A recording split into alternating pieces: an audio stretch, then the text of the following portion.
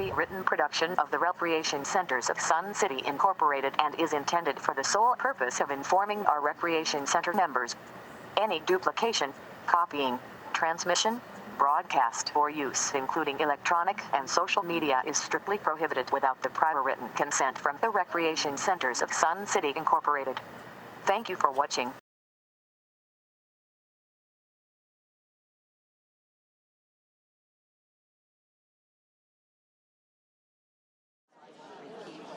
You know what? Repeat it. Just repeat it. Maybe they'll hear it. Maybe I don't have a question. No, they just. need to know how we feel. Oh, yeah. Okay, all right. So let me bring this meeting to order. And I guess I would just ask if there's any way that people who are standing in the doorways could find another square foot of space to stand in so that the doorways are actually free. That would help us all, I think. Okay, how's this? All right, so I just asked all the people who are standing in the doorways if you can possibly find another place to stand so that our doorways are free. That would be great. So welcome to the April 2024 Exchange meeting. My name is Karen McAdam. I'm Vice President of the 2024 RCSC Board of Directors. Our president is away for a month on a planned and I think very well-deserved holiday, and in her absence, I am simply assuming her duties. So please rise, those of you who are seated, and join me in the Pledge of Allegiance. I pledge allegiance to the flag of the United States of America and to the republic for which it stands, one nation, under God, indivisible, with liberty and justice for all.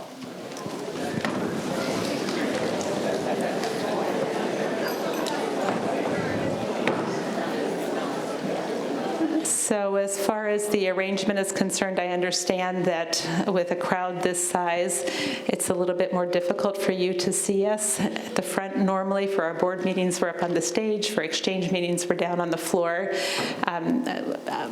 We do have audiovisual engineers who are going to try to make sure that you can see anybody who's speaking, but for my introductory remarks, I'll remain standing.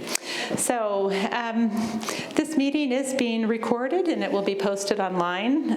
No other recording is permitted. Please remember your devices and turn them off or put them in silent mode. I'd like to introduce to you our Board of Directors. Director Collins. Hello, everyone. Thank you so much for coming. Director Foster. Hello. Director Nettesheim. Hello. Acting Secretary Richtmeyer. Good morning. Treasurer Borski. Good morning. Director Kais. Good morning. Director Ruff. Good morning, all. So this morning our timekeeper will be Chris Nettesheim. From our management team, I'm pleased to introduce Mr. Matthew D. Luzansky, our General Manager. Good morning.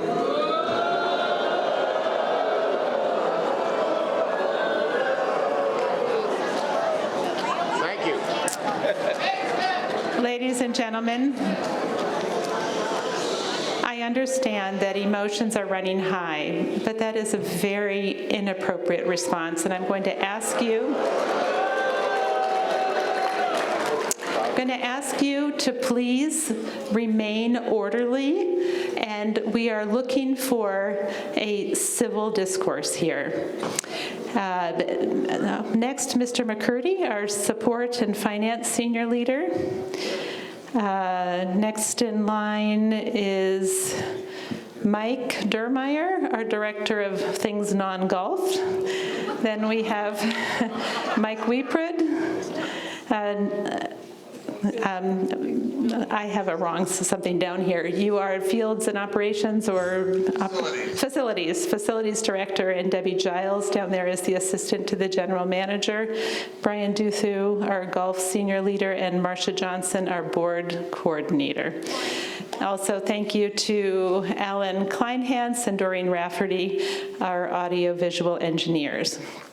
So normally, at our monthly exchange, we have a document that outlines past topics of interest that have been brought forward, and we let you know what has happened in the interim time, whether decisions have been made, whether actions have been taken, or actions are pending. And many of you who have signed up to receive the RCSC email blasts got a copy of that chart. That chart is, we're not going to use it today. So for what may be rather obvious reasons, we want to depart from that normal routine and instead devote our time to an item that wasn't on that list from early February, and the item that I presume most of you came to talk about today, and that would be the future of our Sun City libraries.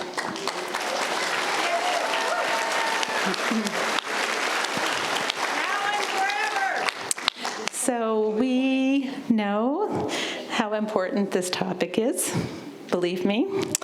We're not the least surprised to see a crowd today. We are a little surprised at how big it is. But I hope you will indulge me if I take just a few minutes to frame this issue, at least from my perspective. And perhaps I'll answer a couple of questions that I think in all likelihood are going to be asked. And after that, I'll open the floor to our members and their comments and questions. We have made mistakes. I readily admit, and we offer you an apology for where we have come up short.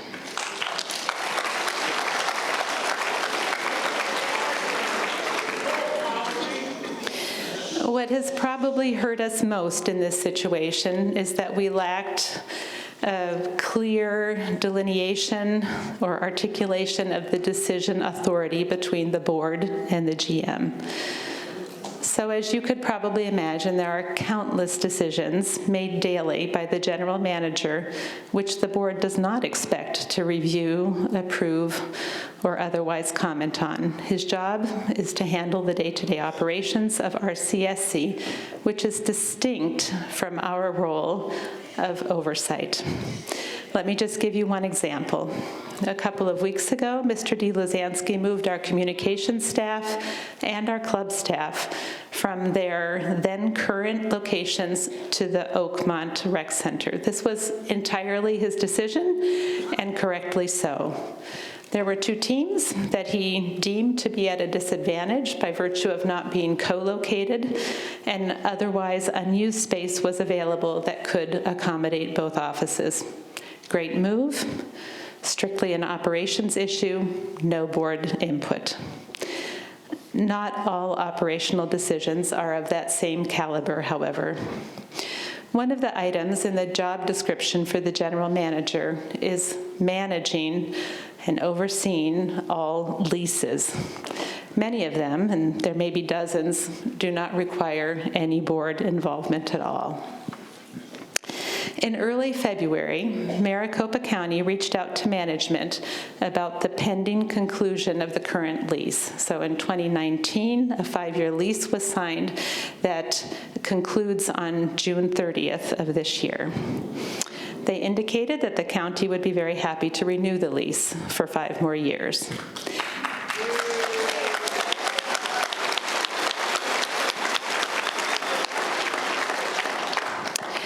Mr. D. Luzansky informed the board that the leases were coming up for renewal, and we knew that he would be conducting a review. So while some informal conversations with a couple of board members seemed to have taken place, in which the potential was raised that re-evaluating the leases might be wise, Mr. D. Luzansky sensed no disapproval and moved forward with a decision that he thought would be best for Sun City, taking into consideration the factors that he deemed pertinent to the situation. Please, ladies and gentlemen, the board was never officially convened to discuss the decision to withdraw the Fairway Branch Library lease. By the way, despite much that has been written in public, There has never been any intention of closing Bell Library, at least not without providing alternative and potentially more centrally located space. We can chalk that up to miscommunication. While Mr. DeLozansky's decision was well-intentioned, the board, upon becoming aware of the change to the Fairway lease, met last Tuesday, less than a week ago, to chart a response. At that executive session, the board deemed this decision not strictly a management decision, and furthermore considered that the decision was mistaken, was ill-advised. If we had had a more robust delineation in place of what decision authority belonged solely to management and what required board approval, things would likely never have come to this point. Unfortunately, we didn't. And now we have to deal with the consequences. Well, Mr. DeLozansky was correct in wishing to protect both staff and residents on one hand and capitalize on opportunities that increased space might provide on the other. He underestimated the harm that would be done by closing the Fairway Library branch.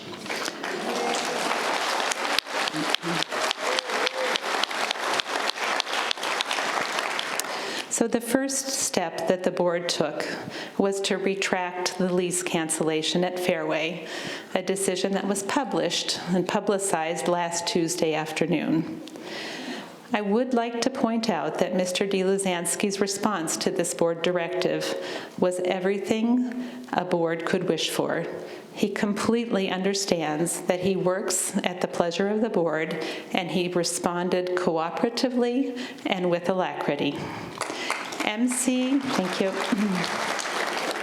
MCLD, so the Maricopa County Library District, already has in its hands a signed lease amendment that would extend the current lease until June 30th, 2025. Now, please allow me to finish. I'm almost done. Now, I realize that some, if not many of you, would like to see a lease for 5 years signed instead. Yes.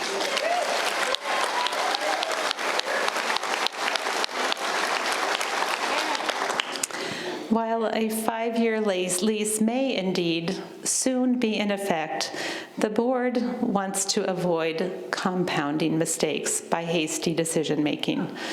While we have, please, I'm almost finished. While we have been inundated with data showing robust use of our libraries, and believe me, we have pored over that. I have a whole binder here full of interesting data. We know that the data is that shows that it's quite high. And we're, by the way, very thankful to Friends of the Library for making some of this data available.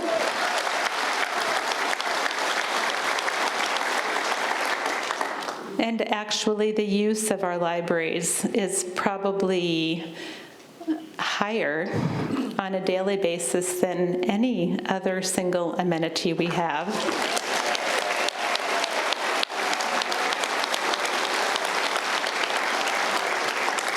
Including both golf and pickleball.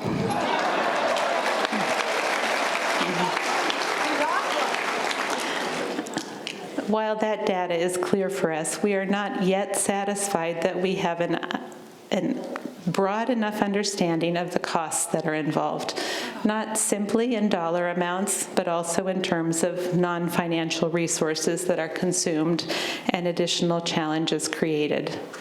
There actually are some legitimate concerns. We want to make sure that we understand them and know how best to mitigate them. That may require sitting down with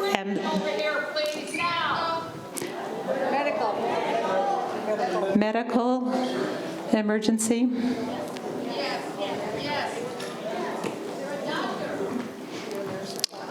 Do we have any medical personnel? Yes. Do you need an AED? Okay, there is an AED available. Is there a need for that?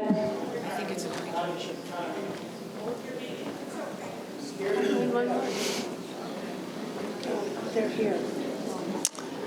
Okay, I think we have adequate resources attending to that. So anyway, I was just saying, we feel like we don't have all the data that we need right now. It may require us to sit down with the library district, with friends of the library, or with member focus groups to help assure us that we have solid information on both sides of the cost-benefit analysis. There is yet work to be done, and we ask for your understanding and your support as we address that work. So I know I didn't make everybody happy, but I thank you for your attention, and I hope that this has been helpful to you.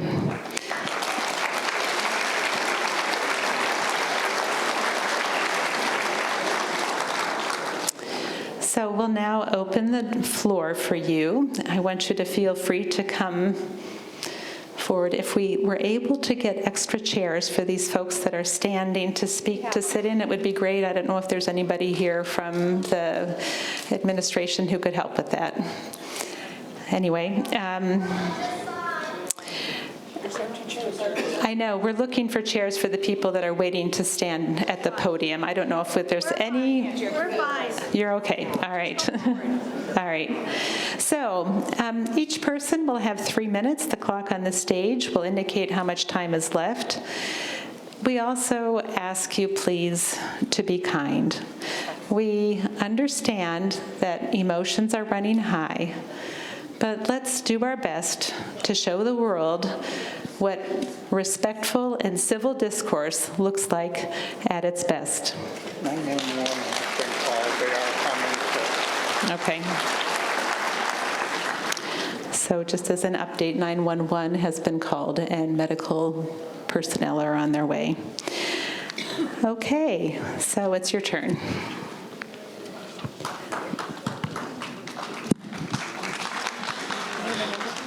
Good morning. Good morning to the RCSC board and management. Good morning to the good people of Sun City. Sue Bleckel is my name, 137471. I am president of the Friends of the Sun City Libraries.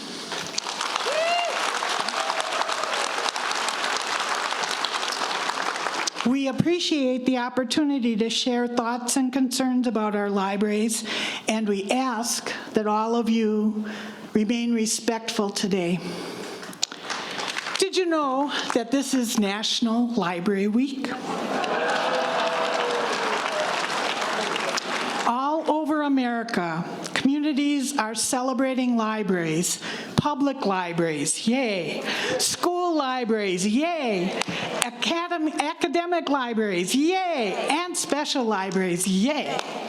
Today we're celebrating our own 2 libraries, branches of the Maricopa County Library District, the Sun City branch at Bell and the Fairway branch at Fairway Recreation Center.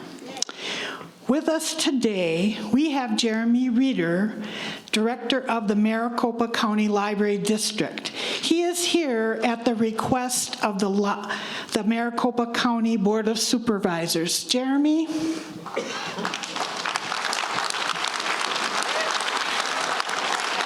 I don't know if he got a seat, but it seems very clear that the Fairway branch was to be closed without any board or public involvement. Without the public awareness campaign by the Friends of the Library, Sun City would have lost a library this year.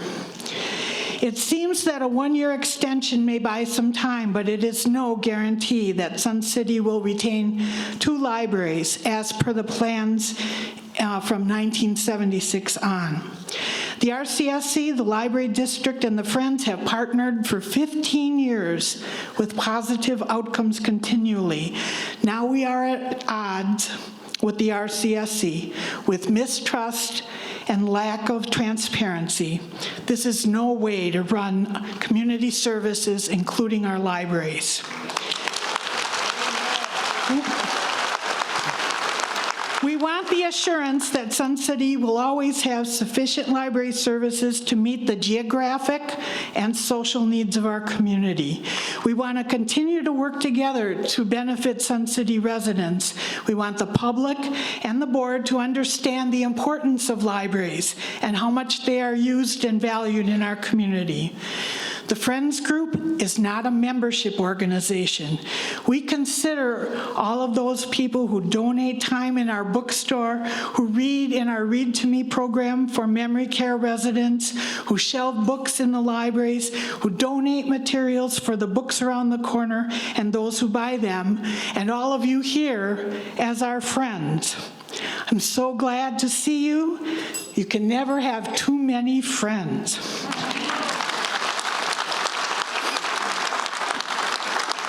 Our friends have much to say, and I thank them for sharing their support in writing, phone calls, and here today. We want a 5-year lease.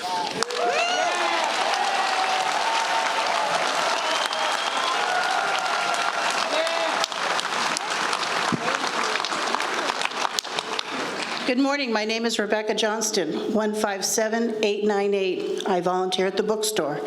This is our history. Maricopa Library has been an asset to Sun City from the beginning. In 1961, they donated 2,500 books, and RCSC volunteer retired librarian Ruth Midler started the library in 820 square feet that DevCo donated at Town Hall Center, now known as Fairway. The Sun City's inception as a retirement community, it was known that not all could participate in physical activities. The formation of a library served the cultural, educational, and recreational needs of these people and became recognized as an essential service to the community. Friends of the Library began in 1965 as the library was deluged with donations of books. Soon Fairway became too small, and in '72, DevCo made 2,500 square feet available at Lakeview. A nonprofit tax-exempt status was established in '71. Funding has been obtained from community gifts, memorials, donations, and bequests. In 1974, the renovated Fairway Center, DevCo again made space for the library. In '76, the Bell Center opened. Space for a second library was part of the original building design. In 2008, Maricopa County Library District came on board. Currently, the library has delivery for shut-ins via mail, a seed catalog, science kits, cultural passes to museums, Chromebooks, Wi-Fi hotspots, and streaming music, TV, and movies. You can request books and DVDs from other libraries. There are 22 computers for public usage. Digitally, ebooks, audiobooks, newspapers, and magazines are offered, plus book club supplies. Community projects offered by the program and bookstore include memory care readers at 2 locations. The bookstore set up a library with large print books at the Garden Senior Center. You say the library doesn't pay. The bookstore paid over $200,000 for the drive-up book return, upgraded the library, the lighting in the library, and the electrical system is currently being upgraded at almost $20,000. When you consider all the upgrades to the physical plan of the library, moving would be unrealistic and financially detrimental undertaking. The closest library is El Mirage, 5 miles away, not accessible for everyone. From the beginning, libraries have been an integral part of Sun City, and yes, the libraries serve more than just RCSC members. But the investment of over $1.1 million by MCLD annually is a benefit that would be impossible to match. You say you want to do a study. How many of these studies have been done on the Mountain View Project or pickleball?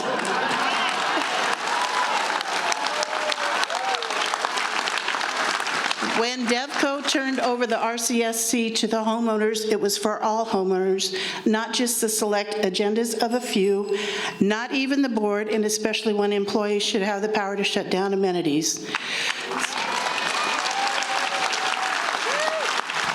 3,558 signed petitions in less than 1 week.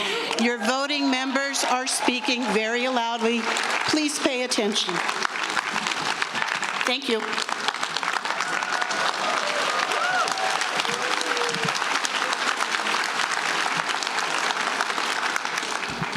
Diane Modell, 145165. Breaking Sad, What to Say After Loss, What Not to Say, and When to Just Show Up by Shirley Fisher and Jennifer Jones in Family Grief. Southern Lady Code, Noun, a technique by which, if you don't have something nice to say, you say something not so nice in a nice way. By Helen Ellis, in humor. Reasons Not to Worry, How to Be Stoic in a Chaotic Times by Bridget Delaney, in philosophy. People pass through the library all the time, unobserved and unremarked upon. Libraries may imbue our notion of permanence, but their patrons are always in flux. In truth, libraries are as much a portal as a place. A library is an easy place to be when you have no place you need to go and a desire to be invisible. It seems simple to define what a library is. Namely, it is a storeroom of books. But the more time I spend in the library, it is an intricate machine, a construction of working gears. Sometimes people amble by while others march crisply, full of purpose. Many are alone, some are in pairs, occasionally they travel in a gaggle. People think that libraries are quiet, but really they aren't. They rumble with footsteps and voices, an orchestral range of related noises. The snap of covers clapping shut, the breathy whisk of pages fanning open, the distinctive thunk of a book being stacked on another, and the grumble of book carts in the corridors. The place that isn't quiet in the library is the shipping department. It is where books are shipped from one branch to another. I don't know the number of books that flow in and out of the library, but it reminds me of a bloodstream oxygenated by books. Flowing books has grown ever since the 1990s. After the internet came, the shipping of books blew up. Books come from 15 different libraries in Maricopa County. Since the internet, libraries are constantly being challenged as the only and best storehouse of information. Are libraries viable or even necessary in this newly wired world? The library is a sleek ship of information and imagination. The library is a combination of people's university, a community hub, an information base, happily partnered with the internet rather than in competition with it. Ma'am. The library gives classes, has speakers, computer access, movie rentals, book clubs, a used bookshop, ebook. Hello, I'm sorry. There's a long line of people behind you. You're welcome to come back to the podium after everybody else who wishes to speak has had a chance. But we do need to observe our 3-minute time limit, and you're well over that. What? You yield 3 minutes? Okay. So there's your clock right there. Sorry. Ms. McAdams, you spoke for 20 minutes. Okay, I'm just going to end it this way. It has never been said why the libraries must go. I blame the board for their reckless and irrational spending. You have wasted and misspent money for the last 3 years. If I could recall every board member, I would do it in a heartbeat. I ask you to make your voices heard if you feel like me and want the libraries to remain in Sun City now and forever.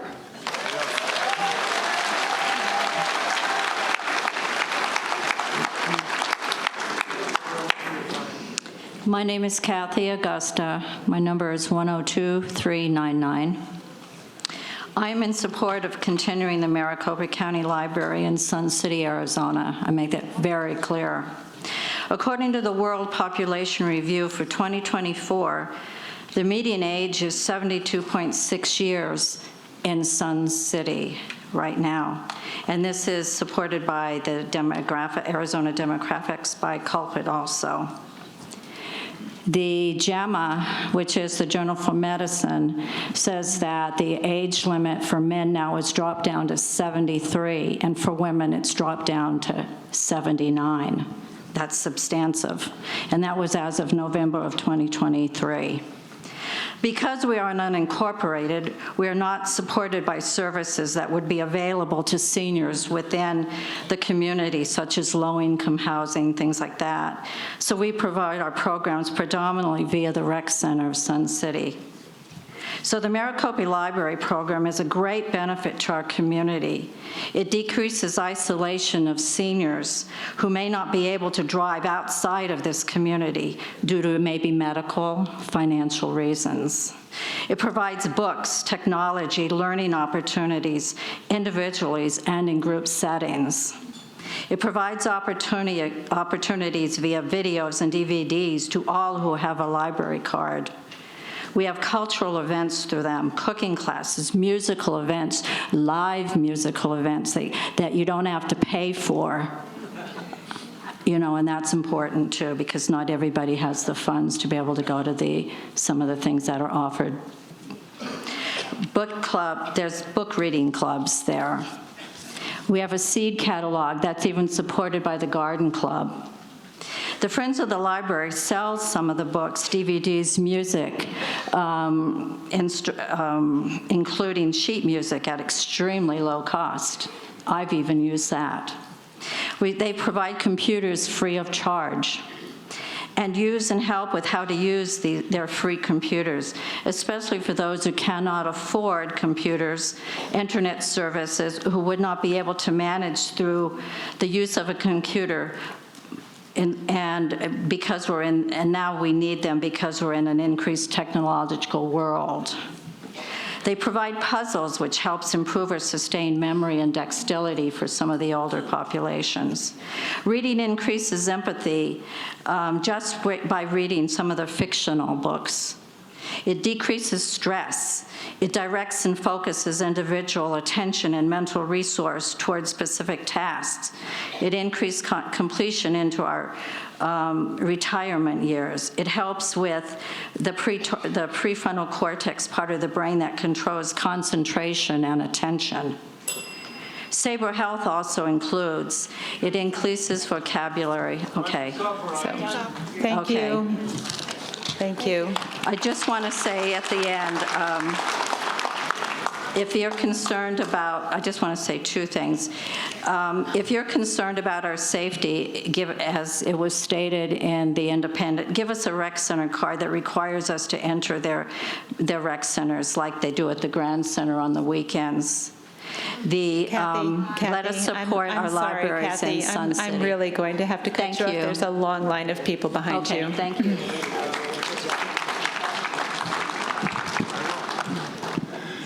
So I'm James Wyko. I live at 17659 North Del Webb Boulevard.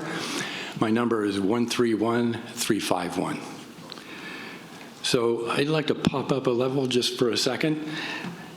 If you look at cities in the United States and even small towns, there are two things that are critical to every city and small towns. One is the post office, and the other is a library. If you lose either one of those things, you really cease to exist as a viable town. I know I come from the Midwest, and there are towns that are dying.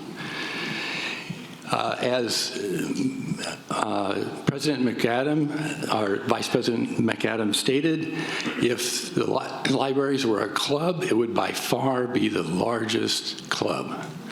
And we give space, huge amounts of space to clubs, a lot of permanent space. And so if we can afford the permanent space for those small clubs, we ought to do it for the biggest club we have.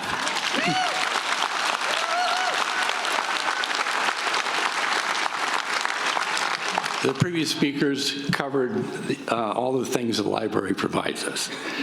But I would like to understand the reasoning behind this whole issue.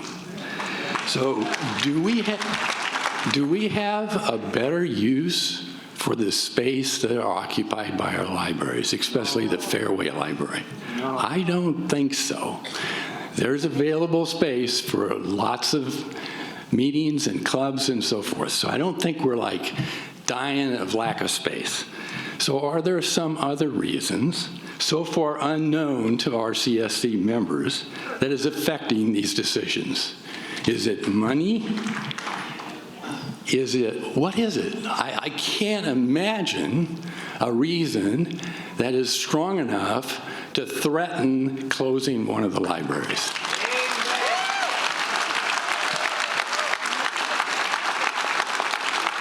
So we, as stated, we've had a long partnership with the Maricopa County Library District. And I would characterize it one where it's a partnership where we're the minor partner. We're not putting much skin in the game. But the Maricopa Library District is putting a huge amount in the game with staff, facilities, money, programming, so forth. So it's an unequal relationship. So why, and just as a management principle, you don't come into that kind of relationship and threaten the bigger partner that's providing you more by saying, no, we're going to go month to month because we're not really sure about being a partner with you. Yeah. That's ridiculous. Oh my God.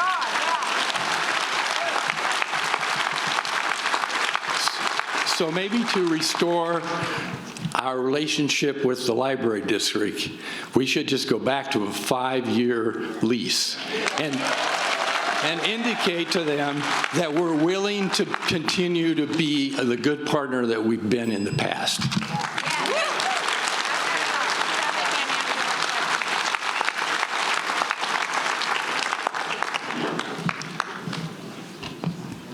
Hi, my name is Bill Sundstrom, 164191. I just came to pretty much echo what you've heard before. I am a member of the largest club in Sun City, and that's the library. There are nearly 9,000 cardholders, as you probably have seen by the information sheets in this city, that belong to the library. My brother, who also lives here, was outraged that they were thinking of closing the library, even though he's not a cardholder. I belong to another club, several other clubs in the city, and you pay a lot of money for the maintenance of that space, but you don't pay much for these libraries. I want to echo everything that's gone before, so I won't say much more other than that we expect you to make a commitment to renew for 5 years each lease for both Bell and Fairway. And with that, I'll close a minute early. You can give it to the next guy. Thank you. My name is John Simons. It's 125976. It's been established, as far as I'm concerned, that money is one of the reasons why you have gone to a 1-year lease. The other one, as far as I have heard through the grapevine, is that it's because of the homeless. Now, there is a reason for that in the sense that they can access the library and stay there for some time. But at the same time, we have at the Fairview a second door which they cannot access unless they have a card. So to me, that means absolutely nothing. Now, I understand that the board or the treasurer has lost $5 million in the last few years in their investments of the residuals of Sun City. Is that true? How much have you lost? None. Yes, we need to see the paperwork and stuff like that. Yeah. We need the answer to that question. Is it true that you're paying an advisor, an investment advisor, $100,000 a year to lose some money? You haven't lost any money at all? Okay, then I'm through. Yeah, I would. Why isn't there some transparency from what the board's doing? That's my question.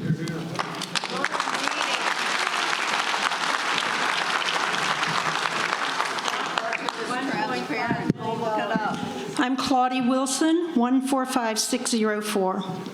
I'd like to begin by saying that you as the board and you as management need to learn how to accept constructive criticism. You may not like what we have to say, but you need to listen. You're in your positions to serve us. Amen. I hope that this 1 year bone that you're throwing us is not a thinly veiled effort to kick the can down the road and hoping that we will forget, and at the end of that year, you'll simply sever the lease like you intended all along. We're not going to forget. We will be watching. Apathy has stopped. And I would also like to know, what is your vision for repurposing these 2 locations after you sever the leases? Do you plan to convert the fairway space to an indoor dog park? Do you plan to convert the Bell location to indoor pickleball courts? Thanks to your gross mishandling of the Mountain View remodeling project, your obvious focus on 1 or 2 interest groups to the detriment of others, and now this, you as a board and you as management have lost all credibility.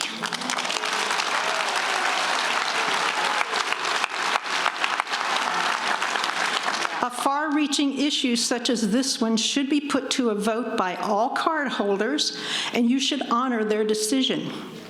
And if the majority objects to closing our local libraries, you need to negotiate a 5-year lease with Maricopa County for both locations, not a measly 1-year agreement crafted with ill intent. I question your business acumen. I question whether you're experienced in negotiating contracts, because this is not a negotiation. A negotiation, when a contract comes due, is to examine the data, work with the other side to find compromise where it's needed. Not everyone gets everything they want, but you work for the greater good. That's negotiation.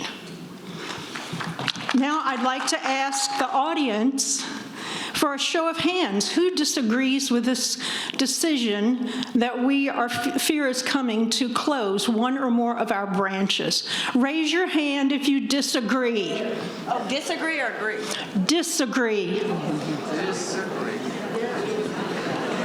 Thank you.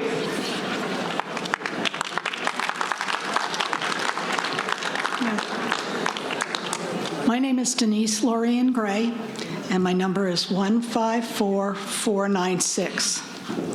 First, I want to thank you for volunteering to be on the board, because that's a difficult job, especially today. We do appreciate what you do. As for the library situation, it's obvious we do not want to change the change that you are proposing. We want the 5-year lease for the libraries. Our libraries are precious to us. It seems that more people use the libraries than any other RCSC facility. As for the Fairway Library, the majority of the homeless are at 107th and Grand, not at 107th and Peoria. I went into the Fairway Library and asked them, have they had problems with the homeless? And they said no. Absolutely not. There are a few homeless around all of Sun City. It's no worse at 107th and Peoria. The worst homeless situation is near Grand Avenue. I ask my fellow citizens to never give them money. Give your donations to the food banks and the shelters. Lastly, we want you to leave the libraries alone and let them continue to provide their wonderful services. Thank you.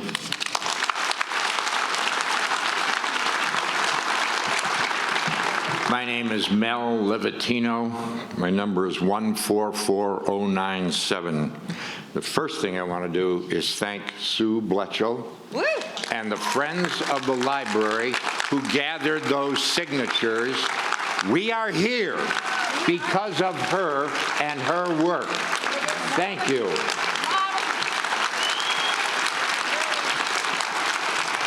And the second thing I want to say is that I hope the people in this room who are de facto Friends of the Library will run for every open seat that occurs from now on that board. We don't ever want to see this again. Never. And the third thing I want to do is establish some facts. I was so shocked when I read this news. I simply couldn't believe you were going to close a public library. I had never, ever, wherever I have lived, known of a closing of a public library. So I went online to check. In the state of Arizona, for cities or communities with 35,000 or more people, there is not a single one of them that does not have a public library. I did the same thing with my home state of Illinois. Same result. Not a single one. Then I decided I'd do some real work. I went on the internet and looked for the entire United States.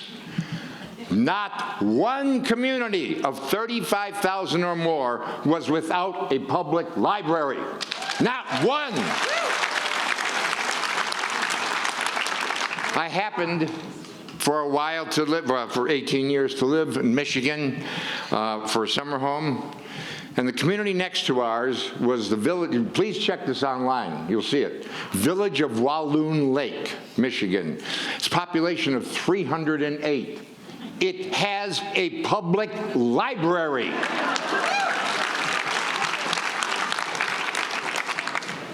That puts it in perspective. Now I want to say, if this board succeeds, or were to succeed, I don't think it's going to today anymore, but if it were to succeed, it would make us the unread, unreading, unlettered, redneck capital of the United States. We would be the only community in the United States with 35,000 or more population that didn't have a public library. So, at the same time, we operate 8 public golf courses, which I use, 9 quite large recreation centers, which I use every day, 2 bowling centers, 2 restaurants, and 1 dog park. We have room and money for that, all of that. So I want to know the answers to 4 questions. Mel, I'm sorry, you're going to have to come back to the microphone again. There's a long line of people behind you, and I'm sorry, if we let everybody here go 1 minute over, some of the people there are going to be standing in line for over an hour. Sorry. My name is Lori Jensen, 1555547. I'm short. Okay. I'm reading his 4 questions, and I don't know if the board, if we have the right for you guys to ask you guys questions and have you answer them back. Do we have that right? We can ask. Okay. On your time. All right, so his first question was, I will close my 3 minutes of time. Oh, number 1, exactly when did someone first suggest closing the library? So what day can, maybe the general manager? Can you guys aren't going to answer our questions? Ma'am, I actually do have the answer to that question. I just want to know, do you want to say all 4 of your questions and have me answer them? Well, I wanted a time so people can understand. So like what time? All right, could I ask you to stop the clock while I finish that, please? So I did actually, I have an email thread, and I calendared it so that we would know. Hang on just a second. So on February 8th, Stephanie from Maricopa County Real Estate Department contacted our management team with an inquiry about whether the leases would be continued.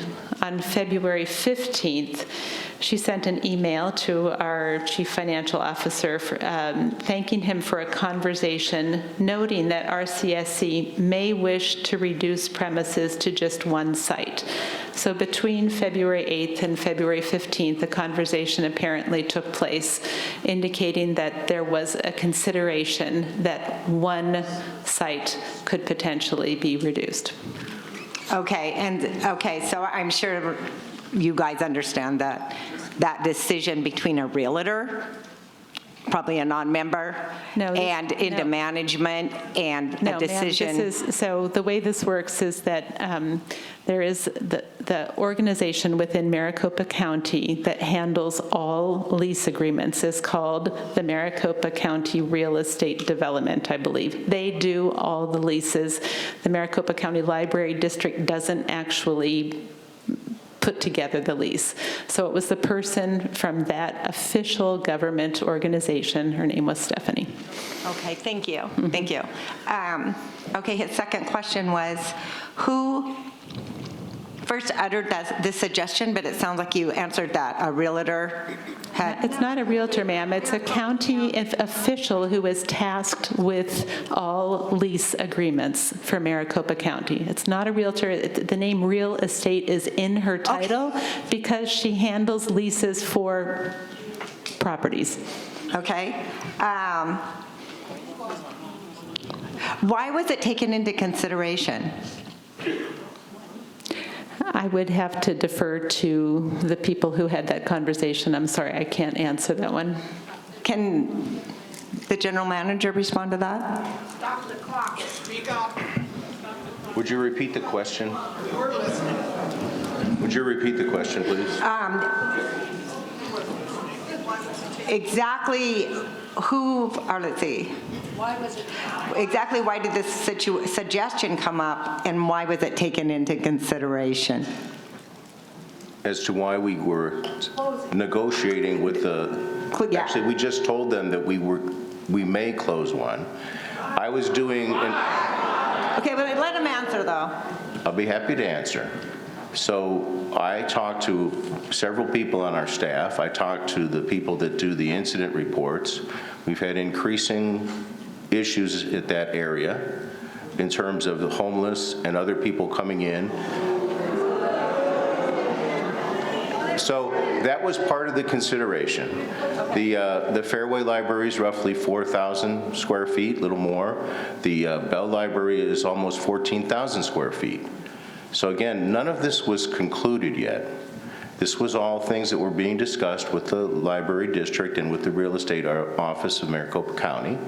So I was exploring whether or not it would make sense to not have that issues going on at Fairway. Now, I understand that you're all here because of what that decision was, and I appreciate your time and attention to this. But I never intended to close Bell. Never, okay? So that was made up out of whole cloth. So the reason that we were considering closing Fairway had nothing to do with the need for space. This idea of if we did close it, what would make sense to have in that area? And it would be the safety team that we have, because they are the ones that have to deal with probably what most of you don't ever see. You don't see the people that come into the library and then go into the showers. You don't see the people that come into the library or go to the foyer of the library and come back in. I don't know that you have either, though, sir. I don't think that happens very often. I'm in that library, Fairway Library. I'm there 3 to 4 days a week. You asked me a question. I'm trying to answer it. Yeah. But make sure you answer truthfully. I always do. So that is my answer. That is why I was considering that. Okay. That's all. Okay. I will say thank you to you, because I know you were kind of the bad guy for this huge group here, because everybody did point their fingers at you. The financial guy did, and everybody else. And I appreciate that you're listening and you're sitting here, and I'm hoping, because I've watched you listen, and I'm hoping that yeah, like maybe the only mistake here was, maybe there really was a concern for our safety. Maybe there really was a concern with that space being used for something else. But hopefully, you are understanding that, no, before we ever make a change like that or ever take away something so stringently we've felt has been our rights, that no, let's talk to the people or make sure, let's do poll numbers, let's really get some evidence before we throw this on the whole community. And I'm thinking watching you, maybe, I'm hoping that's true, that you're thinking maybe next time we will communicate openly and find out what's really out there. So thank you. You're welcome. Okay, and then I would just say, then I'll just come up for my space as well. The time can go back on.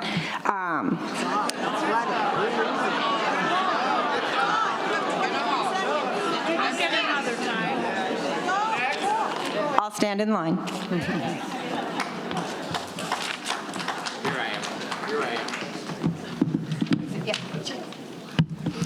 My name is Farrell Ford. My number is 126399. I've heard a lot in the last couple of weeks about the costs of this, what it's costing us. I haven't heard about what it'll cost us to close libraries.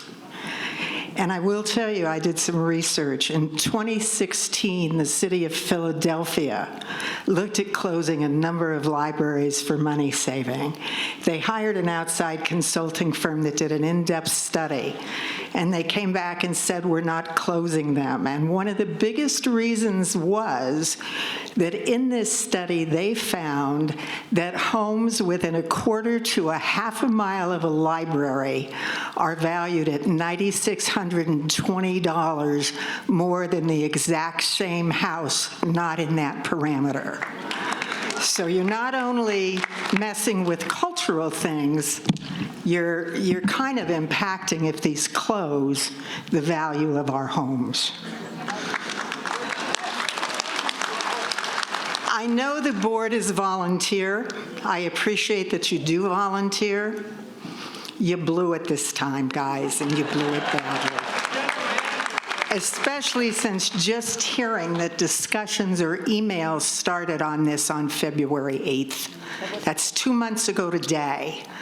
The community should have at least been brought in to say, what are your thoughts? Yeah. What are your feelings? Well before last week. Yeah. You have one employee. Your employee is the general manager. If communication is bad between you, when he was hired, he was either not given a good definition of his job or you're not doing your management well. I've heard today, why can't we get people out here for the annual meetings like this crowd?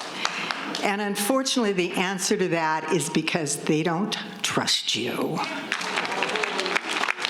I went on the last annual meeting and asked 4 of my neighbors, were they going? All 4 of them said to me, why bother? They never listen to us. An example of that is you paid for a survey to see what we wanted. 76% of the people that answered that survey said, we want walking trails. You gave them pickleball courts. I would offer you that you have a row. I think you can gain us back, but it's going to take a lot of hard work, and I hope you're willing to invest in it.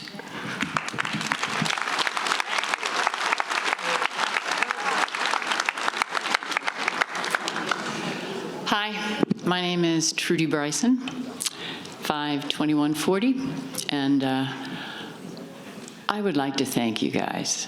I mean, what you do for our community is wonderful, and I know you admit you're not going to get it right all the time.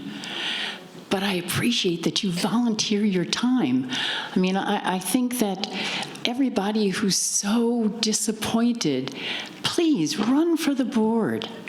Get up there and be responsible. Anyway, that's not really why I came up here, but I just wanted to thank you all. I am president, very proud one, of the Sun City Ukulele Club. Thank you. And I know that the Sun City libraries are important to everyone in this room, and I assure you, to the majority of this community. But I wanted you to know how important the libraries are to our club. Several years ago, we donated 10 ukuleles, 5 at the Fairway Library and 5 at the Bell Library. So these ukuleles are loaned out just like a book or a DVD. So this partnership has helped our club to grow to over 130 members, and we thank the libraries for that. I understand that the mission of the board, and this was in the email that you sent, which I really appreciated, is to maintain a financially sustainable corporation which provides our members with a wide variety of high-quality amenities, recreational opportunities, and social activities to enhance each participating member's sense of well-being and purpose. I believe our libraries are high-quality amenities, and they indeed enhance our community's well-being. So I urge the board to extend the 5-year lease for the Fairway Library. Thank you.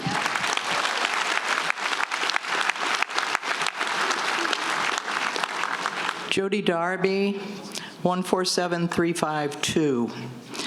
I thank the board, I thank you for volunteering, and I thank you for the terribly hard work that you not only do, but you have in front of you here. I do urge you to exercise your control over the general manager.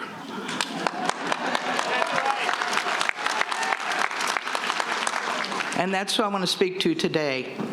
On November 6th, you put out a weekly newsletter, news roundup, in which you talked about the painting of Sundial and how you wanted to be a symbol for change in the community, and that the #1 item was members come first and that you believe in servant leadership. You said, and this was the most accurate statement in your letter, you said you would mess up and make mistakes.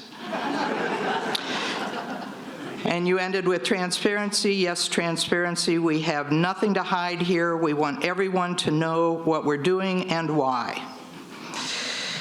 And on the library issue, yes, you did make a mistake. And here's your mistake. We are the library generation. We grew up with bookmobiles, and the library was where we did our homework, got our reading done, and hung out. One of the first things that this generation does when we move somewhere new is get a library card. If you didn't recognize what a huge issue any move to displace our libraries would be a huge deal with the owners, it may be that you're not the right man for the job. One thing that all presenters, public speakers, and performers know is know your audience. Thank you.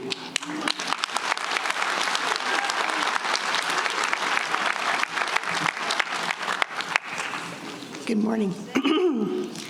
Andrea George, 113771. I attempted to send this message to all of you, including the manager, and they all bounced back mailer demon, so I'm reading it to you now in your presence. Having now heard this from several sources, including last week's Independent, I now consider more than a rumor of future plans regarding our 2 Sun City libraries, both highly valued and conveniently located. We are wondering what factors led you and others on the board to forward such a proposal, which will impact the Sun City community even more than the closure of Mountain View Lawn Bowling Club, which in itself is a travesty, in that it is the most friendly and most popular of all of our lawn bowling facilities. Surely you will pay heed to the many voices raised in protest and alter these proposals both accordingly. Having heard that the many locations that Maricopa County occupies, in each case, the community provides the buildings, which the library is responsible for staffing, materials, computers, etc. Many of us residents who pay our rec fees utilize this valuable resource weekly, if not more often, depending on its proximity, its materials, and its wonderful staff support. Many of us do not have more than one vehicle per family, so being able to walk or access the library with a golf cart is essential. Please listen to our feelings and concerns, which I feel are valid. I close by quoting from a book that I got at the library in the suggested reading display, Andrew Carnegie, who provided funds for 2,900 public libraries, 1,700 of which are in the United States. He said, "A library outranks any one thing a community can do to benefit its people. It is a never-failing spring in a desert."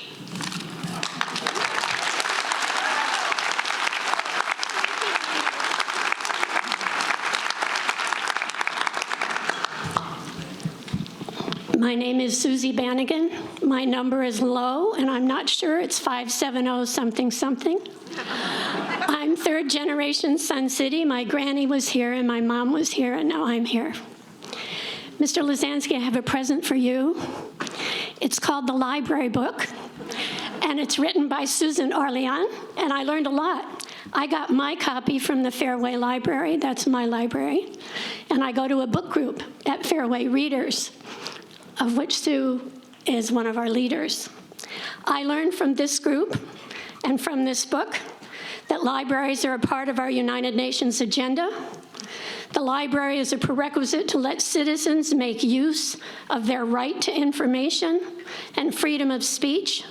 Free access to information is necessary to a democratic society for open debate and for the creation of public opinion. The author of this book says a library's simple promise is this: here I am. Please tell me your story. Here is my story. Please listen. Here is our story. This is Sun City. Please listen. Thank you so much, you guys.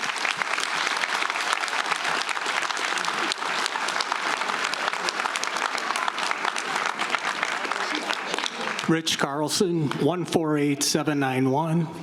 My father was a disabled veteran who did 3 things when he retired. 1, he went to the library. 2, he went to the VFW post. 3, he listened to my mom nag him. So needless to say, he spent more time at the library and the VFW post. The libraries are healthcare right now. People who read, they have a 40% reduction of dementia, 68% less anxiety. I worked with special needs kids who had anxiety problems, and you'd be surprised by them reading how much they enjoyed it and relaxed. We must, as a community, bring people out to the library and find more revenue for the libraries. We can do fundraisers where it's not all on the board, it's all of us as a community. Our community is 58% women, and only 45% of those are married. They're either widowed or divorced. 10.6% of the females here are at poverty levels. They won't be able to afford internet. They won't be able to afford to drive to the library. We must help out our seniors. The women here need this. It's time we all get together. Don't blame the board. Look at yourself in the mirror too. We all must support the libraries. So in the end, that's all I'm gonna say.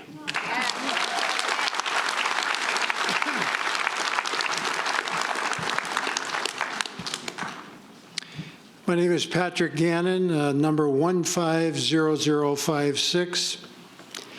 And I also agree that our public libraries are a key component of the recreational offerings here in Sun City. I often go and browse through the stacks, picking out random books from various sections. I am there often because the library is so accessible. It's right here in our community. Browsing the books that are set up for the theme of the month exposes me to publications I might never have looked at or looked for on my own. There is value in that. I am a part of the 146,000 patrons that used both libraries in the 12 months of data reported by Friends of the Library. And finally, do not discount the magic of our libraries. We cannot put a number to that. There's no data point for that. It's not measurable. But it is real. And it is important not to take that magic away from us. When we have finally reached the stage of our lives when we can meander through the stacks and linger in a section we might never have chosen on our own. Preserve the magic. I urge you to sign a 5-year lease now to keep the public library in Sun City.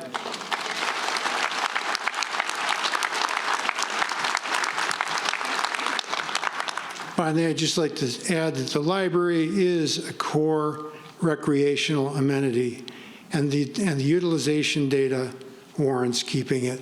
Thank you very much for your service.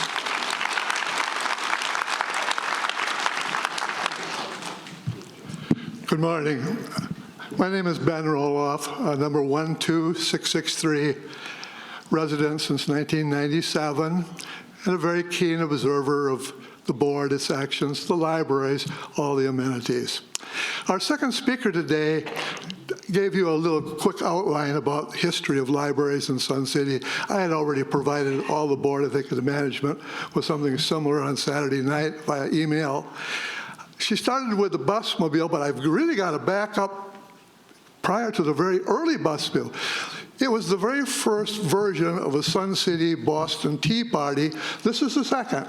The subject was the same. Libraries. It was about when your former colleague, library director, decided to limit the busmobile to 2 visits a month rather than 1. This is 1961 with a minimum population. Word circulated, we need to do something. The word went out, here's how we fix it, and it worked. And hopefully we'll work again a second time today after this. They said if you take about 1 book a month when they come, take out 2. If you take out 2, take out 4. We'll empty the bus. People will be unhappy. They will complain to the county board, who will talk to the library board, and they'll rescind that stupid action. That's exactly what happened. Hopefully we have the same result with a 5-year lease after today's meeting. Now, here's the reality. Matthew, I think you took a little bit of criticism, and in today's, and I don't criticize from looking to the future. We have to. That's what our history has told us.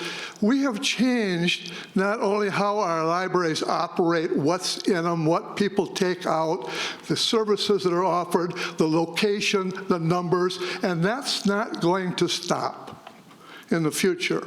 And our replacements for Sun City are going to have different needs than we do. There's no question about it. But the reality is they're not here yet. They're going to want a technology-oriented library, which may not require as much space. But for this next 5-year lease, and the one after that, and the one after that, you're going to have hundreds of more chances of seeing an 80 or a 90-year-old in our library with our needs being attended to than you're going to see an 18 or a 19-year-old there. So take care of us now. Renew the lease, renew it again, and renew it again. Thank you.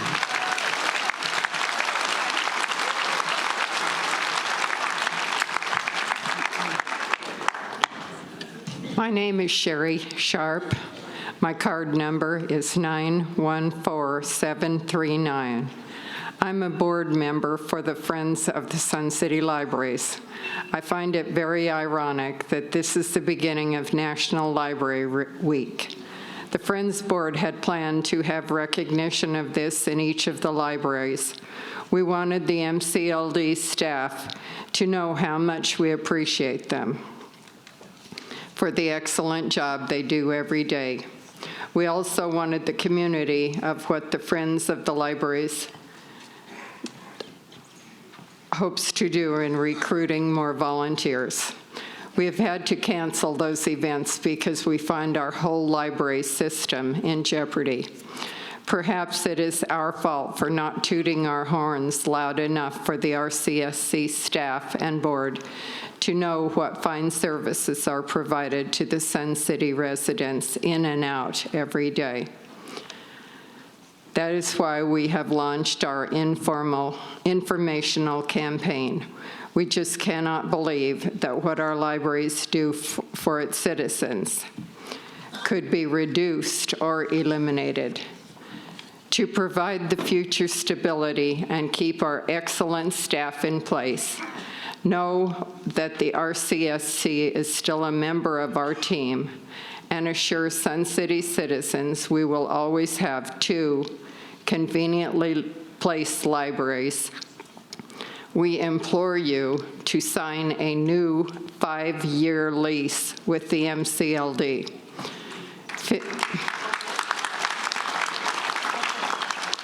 15 years of outstanding service to this community should be proof enough to give us that assurance. We promise you that we will celebrate a belated Library Recognition Week. Thank you.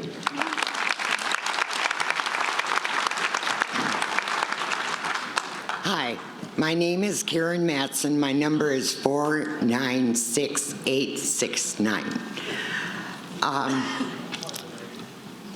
I have lived here since 2010.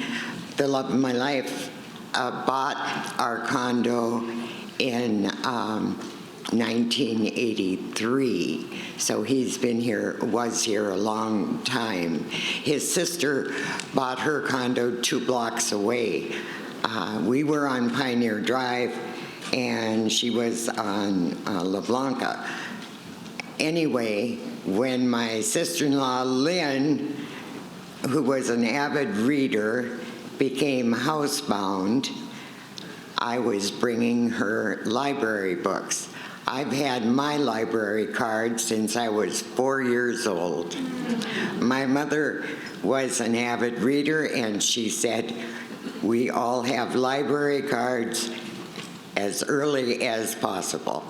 Okay, so when Lynn became housebound, I was bringing her books on a weekly basis. She then went into a group home. It was also in Sun City, and it was small. There was 4 residents. There was a gentleman there, older, and he said, can you give me mysteries? I said, our library has them. And I was bringing him mysteries on a weekly basis. Now, I'm just one person, but I'm sure there's others out here that bring library books to residents that can no longer go to the library. And if I'm just one, there's others out there. But if you closed our library or don't renew our lease, what a shame. I think that we're missing the point. We spend millions of dollars on golf courses, swimming pools, pickleball, other facilities, but our older that have paid for years, some of them 40, 50 years, and what a shame. They've been around, paid their dues, and we're forgetting about them. Not good. Shame on us. Thank you.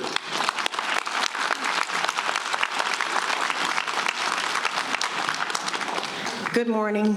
My name's Claudia Baxley, 106417. What has come to mind for me as I've been standing and listening is something my parents conveyed to us children, that is, do the best you can. Do the best you can with what you have. And I trust that is true for each one of you, that you are motivated by an interest to do the best. This is a break from the usual conversation here. I saw something shocking in the newspaper that came to our driveway today, a couple days early. What I really am compelled to observe is if there is written in stone a desire to put an indoor air-conditioned dog club when previous performance has suggested that they are not managing themselves at the one. I know this is not popular. I'm not trying to be popular. I want to just make one quick observation that there are, and I don't know how many there are because I don't know, but there are many human beings laboring in a facility which is new, which has an air handler thingy-bob up above, air, whatever you call them. They're swamp cooler. They're using a swamp cooler. They cannot communicate with one another when the thing is on. They don't enjoy the coolness for very much longer after the thing is turned off. So I want to speak on behalf of the Car Club and anybody else who might be here to advocate for them if they aren't here today, and I know one very dearly. Please give thought to giving air conditioning to the Car Club. I thank you very much. Good morning. My name is Joan Kane Judice, and my number is 133-954. I'd like to begin by thanking the board for the service that you have volunteered for, and I wish you continued support from the community as we go through this difficult time. I will try not to repeat the information that was shared by the previous speakers, articulated so well, describing the value of the library to this community. I will say that I am one of the 9,000 card holders. I use the library frequently. I owe public library millions of dollars, and all of my education has been supported by the resources of public libraries. My family has been using the Sun City Library since 1985. I have been a member of the Sun City Book Club for the past decade, and I have attended different events at the library, which have been greatly enriching, and I'm very grateful for the service of the people who work in the library. One of the things that I'm well aware of is that when I came to this community, some of the original homeowners were here, and they were very active in many of the clubs. And over time, that has become impossible for them. But as recently as last week, I heard two of my neighbors who are edging on 90 say that they were going to go to the library. They had run out of books. And I was pleased that people who continue to pay to support the recreational activities of the Sun City still have the opportunity to benefit from their dues by having the advantage of the library. One of the things that I wanted to highlight today is that we have a great deal of credibility that is lacking across many institutions. But I would bet that if I asked people to name the top 5 institutions that they have never lost credibility in, that the library system would probably be numbers 1, 2, or 3. I thank you for the opportunity to speak today, and I encourage you to extend the leases for both libraries. Thank you very much.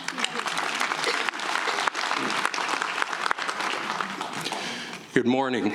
My name is Mark Sams, 122388. I'm here because I use Fairway Library almost every day, and I also go to Bell. And I moved here with my wife 11 years ago. One of the very first things I did when I arrived here was to check to see that you had viable libraries.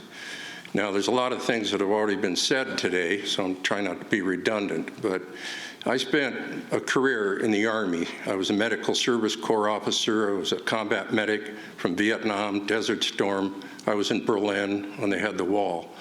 And I'm mortified to think that you would even contemplate closing a library. I've been in nations that you didn't have free access to those type of things. So that to me is just disreputable. I would like to say too that librarians are much more than just a civil service clerk. They're a lay psychiatrist, they're a sociologist, and they are kind. If they're a good librarian, they're very kind, and I find that most of them are incredible. And your designation of street people or indigents, I don't see that. I see a very small segment. And the worst officers I ever served with were the ones that made decisions based on innuendo, spread charts, and statistics. If you haven't been in the trenches and you haven't been to these libraries and seen what's going on, you really don't have the authority to change that.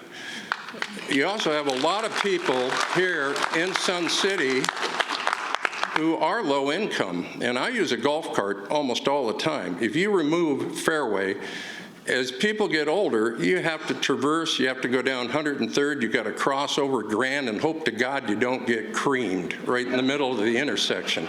And I'm seeing a lot of changes, you know. It's dangerous. Try driving. It's like driving on the Indianapolis 500 out there with cars.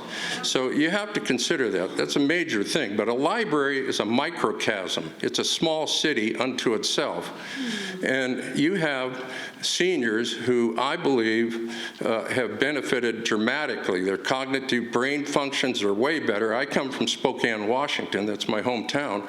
When I see people here, most of them, a lot of them are in their 80s and 90s. They're light years ahead of other people because they immerse themselves and they use the libraries. And the librarians are professional, and it would be a great loss. And Fairway is a fabulous facility, as is Bell. So I implore you, please do not do that. If it's based on statistics and purely pragmatic money, then that's a disreputable thing. You got to have it. That's all I have to say.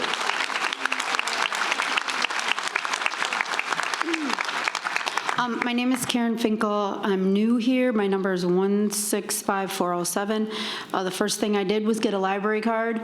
I'm not a golfer. I'm not a pickleball player. I don't use any of those facilities. I know I pay rec fees that support all those facilities, and the library, I feel, is part of my rec fee. And all of us here that care about the library, we should do more. If we need to do more as citizens, then we need to do more. And I do know that you guys are volunteers, and we appreciate your service, but we need these libraries. Thank you.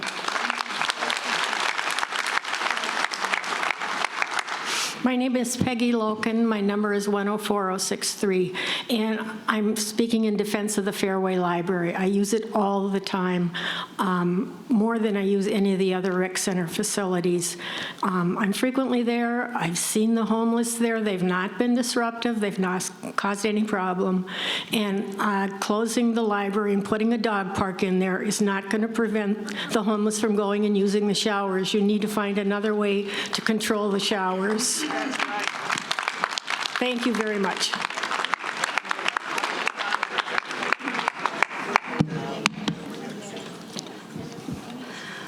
My name is Lori Ellingson, member number 133335. Again, I would like to thank the current board for your willingness to serve on the board. It is not an easy position in any manner, and it is especially difficult when you are thrown into a situation of trying to correct and fix all of the many issues that were created in previous years. And now you are having all of these issues thrown into your laps for you to have to deal with. It's a huge task, and it can be compared to trying to steer the Titanic away from hitting an iceberg. The many issues that you are having to deal with stem from lack of due diligence, from previous boards and management, and not the faults of your own. There's been a severe lack of communication, education, and understanding of how our community is governed, resulting in a lack of participation and interest in our community. The situations that we are in today was caused by an accumulation of many things that have been ignored over the past 12 to 18 years. The major issues that need to be addressed are lack of common sense, lack of communication, lack of understanding of cause and effect, lack of skilled experience and qualified management. Edmund Burke was quoted to say, "All that is required for evil to triumph is for good men to do nothing." Therefore, I would like to thank everyone here today for coming. I would like to thank you for paying attention to what is going on in your community. I'd like to thank you for staying informed, paying attention, and I also would like to encourage you to join the Sun City Advocate Group so you can continue to get the facts. 2 years ago, on April 5th, I was sent a certified letter in the mail by the current board at that time, stating I was not allowed to step foot on any property that was managed by the RCSC. If I did, I would be arrested for trespassing. I was not allowed to go to the library. I am a deeded, tax-paying citizen of Sun City, and those rights were stripped from me. If you want more detail, please contact me. Thank you.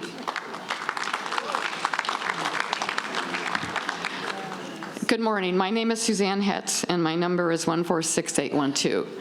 I sat in the vestibule of Bell Library for 2 hours on Friday and 2 hours on Saturday to help get the petition signed, and I listened to this outrage. So I am not at all surprised. To a person, every single person that I spoke with was flummoxed and obviously outraged at the decision, or at least the potential decision, to close the libraries.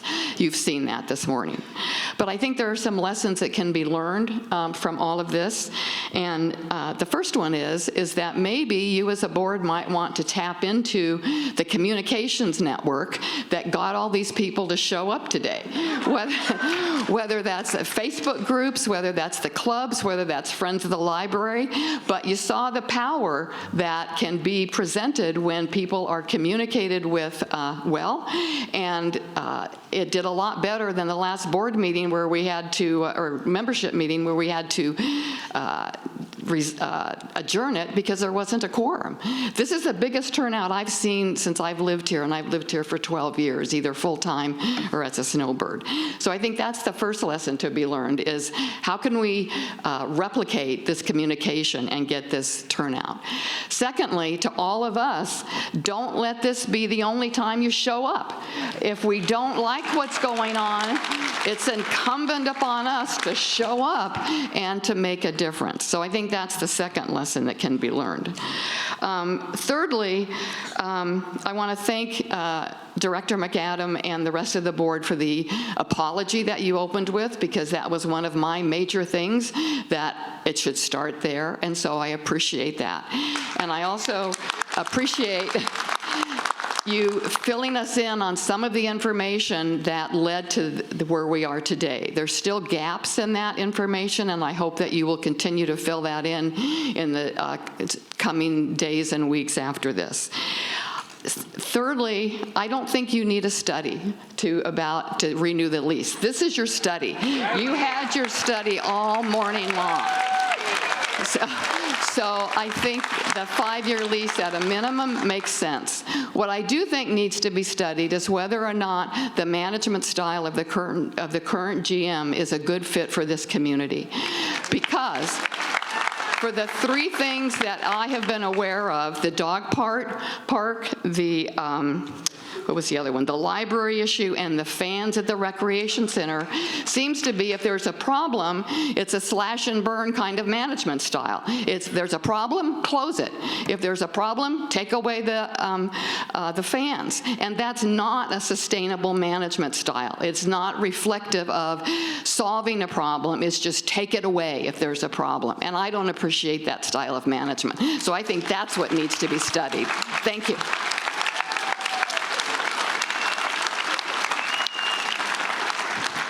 Good morning. I'm Chris Light. My number is 153547. When I came here 4 years ago, I felt like I was one of the young kids.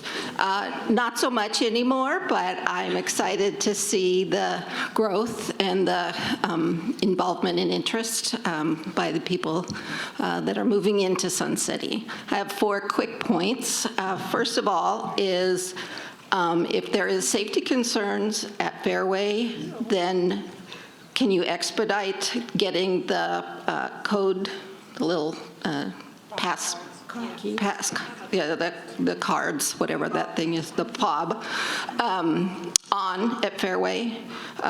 Because where that desk is located, it's unrealistic to think that the people working there can even see what's coming and going out of the front door when there are people at the desk and blocking their view.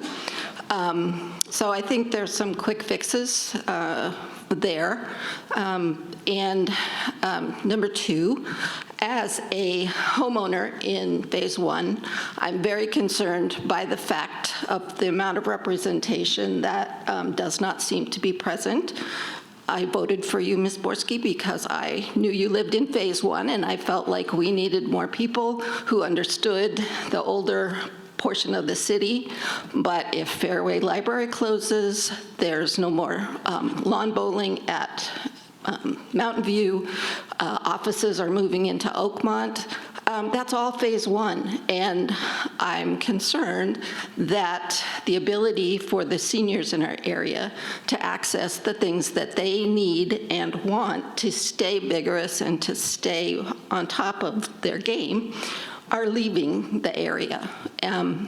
There's something we can do about that, and I've always felt like we need to have some transparency in where the people are who are on the board are living, and maybe having some expectation of the board to have a percentage of people from each phase, each section of town, so that we feel that we are being represented. Number 3, I forgot. So number 4, I'll just move on. This is my last question, so I'm going to step away and you can answer this question. Mr. DeLizansky, if the intent was never to close the Bell Library, then why was it in discussions for a 1-year lease? That's my question. Thank you.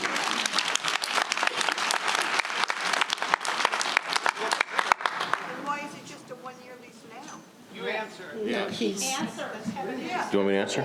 Sure. I can tell you why.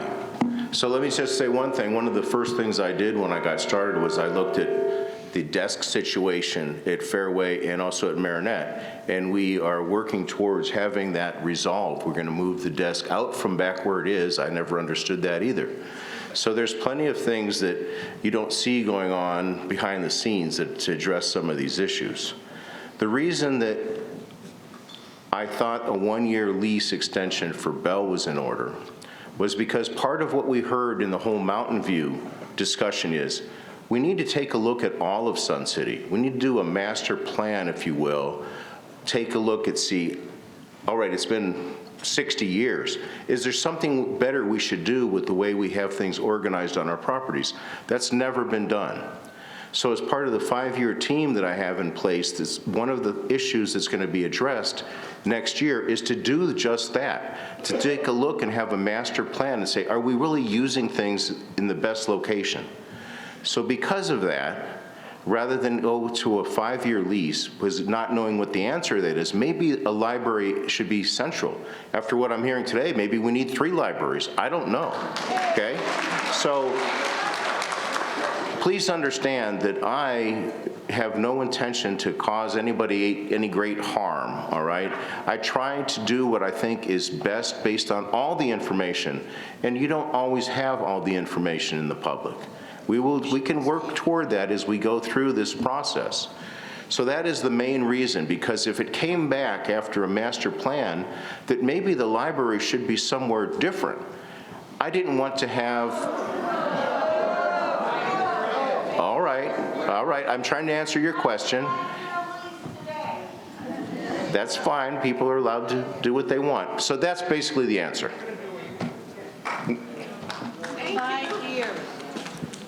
Hello, my name is Ruth Polanski. My number is 135767. I am on the board of the Friends of the Sun City Libraries. I wish I was up here sooner because I was curious. Are any of you not living in Sun City? You all live in Sun City? We had to be. I understand that, but I wondered if, when it was so full, if there were still people. But I'm going to just say this briefly. In 1960, at the very inception of Sun City, Del Webb had in mind a library for his master plan. Sun City, somebody already said this, about the first library, which is now at the site of Fairway. And I understand that the RCSC is a business, it is a business platform, but I believe you have to think of Del Webb's vision, and that was community first. And so that's why what we're here saying today is so important. And I'm gonna just, and the board, Friends of the Sun City Libraries, just helps the library so much. You can volunteer. Just let anybody know. We need more people on the board. And the 5-year plan, I just don't understand why that is even being discussed. To me, you should make a commitment for the libraries to always be in Sun City. Always. There's no discussion for me. Thank you.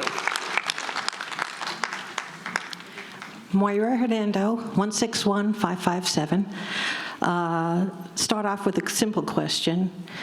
Please free our fans. Take the plastic boxes off them. Let people adjust the temperature, the coldness that they're getting on them as they're doing their exercises in the recreation centers. That's a simple thing. Anyways, is there going to, we've established we can ask a question. Is there going to be some sort of vote or anything when we finish with the last few people here in line? So you're asking about today, whether there will be a vote. You know, I don't think we need to have one, but there is, clock, please. Yeah, so this is not a business meeting of the board, and we're only allowed to make decisions. The board doesn't make decisions at this meeting. It's an exchange. Now, I can tell you what we do is so the exchange meeting happens on the second Monday of every month. And 2 days later, on that Wednesday, which is usually the second Wednesday, sometimes it's not, sometimes it's the third, but we meet as a board to go over, so you see all the notes that we're taking, and to talk about the things that came up and to ask ourselves, what kind of a response do we want to have? Sometimes members bring things forwards that we say, it's not a thing. We're just going to ignore it. Or sometimes we say we should be thinking about this, we should plan, and we kind of keep track of where we are on all those things. So on Wednesday afternoon, we will be meeting as a board for an information section, and we will be talking exclusively about what happened today. Okay, so... And we will keep you informed. So as any decisions come forward, as I think I said to you, we as a board, it hasn't even been a week since we had our first opportunity to have any conversation about this at all. It was last Tuesday, okay? So we will be meeting this week on Wednesday, and if any decisions or information that we deem important, we will make sure that you hear about it through the email blast. And I just want to say something to folks here. We don't have a lot of other options for communicating with you. If you don't ask to be on the distribution list for the Sun City email blasts. So in order to do that, you just have to go online to the portal, and there's a place where you can say, please add my email address to this, and you will be getting the email blasts whenever they come out. So I think, I don't know what the numbers are, 10,000 out of 30,000, 35,000 residents we have email addresses for. For the others, we don't really have a way, apart from putting an article in Independent, for instance, and we've tried to do that. But please do, if you're not receiving those, please do sign up to get them. Okay, thank you. I'm sorry, it's my minutes right now. Right. I just want to thank you for that information. I want to thank you, sir, for taking this job and today suffering the abuse of all of us with a slight smile still on your face. I join everybody else in we want our libraries. Obviously, that's been made very clear today. A 5-year plan, I think we could go ahead and have a 5-year contract as you're developing that 5-year plan, because obviously if 4 years from now you have figured out a better location than the Bell location or the Fairview location, you could renegotiate that lease with the Maricopa Library Services, and I'm sure they would be willing to renegotiate it. So at this point in time, I don't personally see any harm in having 5-year leases. It would give you the time to kick the can down the road, not 1 year, 5 years. And we'd all be happy. Oh, and one more thing. With a meeting that goes on for over 2 hours, I just want to thank whoever had the foresight to buy padded seats. So if I could just take a second here, too. I'm trying to gauge things. The line here has gone down considerably in size. Is there anybody else who wants to speak who's not standing in line? Okay, so this is my question. So normally if we have a long meeting going on, we take a little 10-minute break. And I'm trying to figure out if it was just 4 or 5 people, I would say let's just power through and not take that break. But I think I see enough reasons to say let's take a 10-minute break and come back. I'm not trying to make this happen, though. I'm trying to be sensitive to what everybody's needs are. Let's just see a show of hands. How many people would welcome a 10-minute break? Mention the eclipse. Okay. Okay, so this is the other part of that. We are in the middle of a solar eclipse right now, and the height of the peak darkness is at 11:18, where we are located. So I had thought if this was going to be a long meeting, that would be good to take a 10-minute break, but maybe to take it at the point where if you wanted to step outside, you can. But with the caveat, we tried to see if we could get some protective lenswear for you, and we were unable to do that today. You all know that looking at the sun is dangerous and not a good idea. But I'll tell you what, let's move on, and if we can get through this and at 11:15 folks say, I've had enough, I'm done, then we'll just conclude the meeting, otherwise we'll take a break then. All right. Thank you. I'm Kathy Luglio, 168466, and I just paid my new year, first year as with the rec center. So my anniversary was March 24th. Consequently, I've had a lot of guests from up north, and 2 of them were looking to actually start looking for places in Sun City as well. When I told them the controversy of losing even one library, they said they were going to look somewhere else. So they do have consequences. Also, I feel very confident that Bell is there, but I also worry of what's happening with Fairway, with your stating that you want to make it a security location instead of a library. You are effectively redlining the Fairway and Phase 1 area. And I think that's a very dangerous thing for this community. I would really like to see the commitment of 5 years at both locations. Obviously, we need to make changes, as you already stated, but change is one thing, closures is another, and stop doing draconian changes. The 5-year plan with a 5-year master plan, I don't know any building that gets built in less than 9 months to a year of the size that would be a library or anything of consequence in a public building. But, so you're saying you want a 1-year plan because you got a 5-year master plan. Even in the 5-year master plan, you could be putting in a new building and still not have it. Why all these 1 year, 1 year, 1 year? I would like to see 5 years on both locations with added security as needed, not just added security, we don't need a library. Thank you.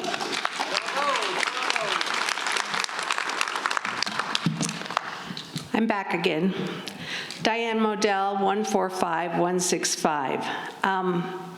If I was on the library, Maricopa County Library, and you offered me a 1-year lease, I probably would turn it down. Just saying. It becomes harder all the time to think of places that welcome everyone and don't charge any money for that warm embrace. The commitment to inclusion is so powerful that many decisions about the library hinge on whether or not a particular choice would cause a subset of public to feel uninvited. Our library collects no fines for late material. That probably is a chunk of revenue, but the libraries here feel it is worth it for the good of the community. I have told you about our libraries in my previous speech and why they are so important to our community. I ask you now to make your voices heard if you feel like me and want the libraries to remain in Sun City now and forever.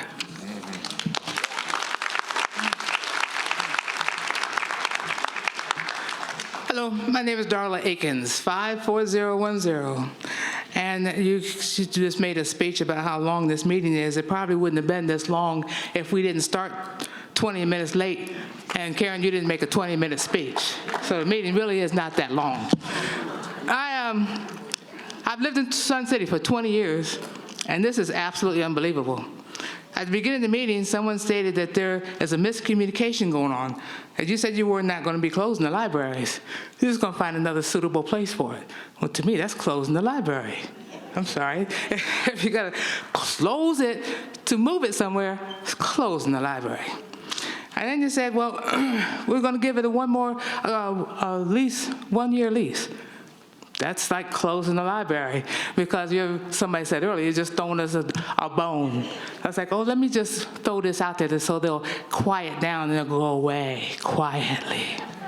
Stop playing with our intelligence. 5-year lease.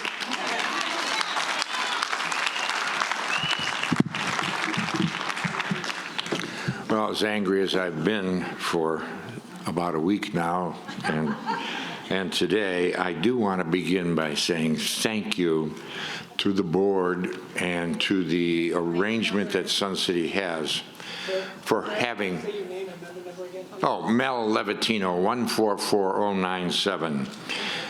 Thank you. To thank the board and the arrangement that's in place for such meetings like this. I grew up in Chicago where you would never have a public meeting about anything significant. It was decided behind doors. And I would ask that you not do that and that you continue doing this. So thank you. Thank you to Sue Bletchell. It's amazing work you did.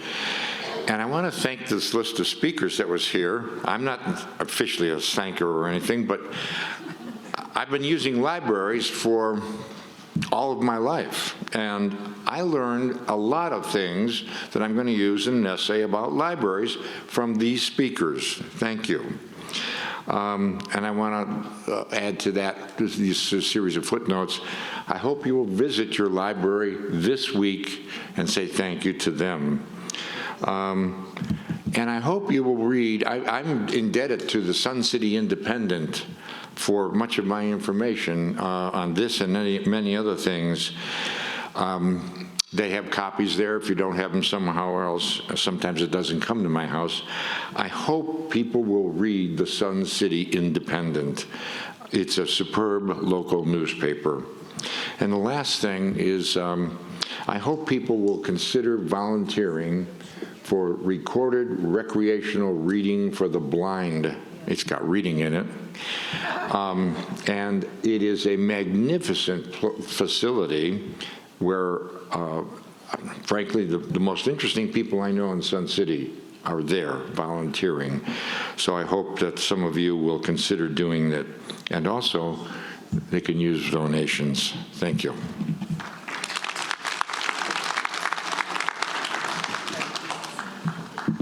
David Havard, 124408. Just want to address what's been brought up about security issues at the Fairway Library. If we are or are not having problems with homeless there, I don't know. I don't go there. I just go to Bell. But if you are, deal with that problem. We moved here in 2013 after I retired as a police officer in Wisconsin. So I have a little bit of experience dealing with things like that. Saying we're going to close a library because there's a problem with homeless people coming in there is like saying, this store has a problem with shoplifters, so we're just going to close the store. Deal with the shoplifters, don't close the store.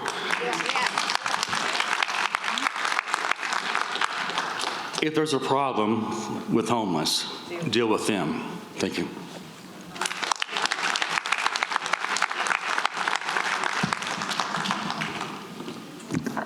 Melinda Wills, 136487. This meeting is labeled an exchange, and as such, I have questions which require answers.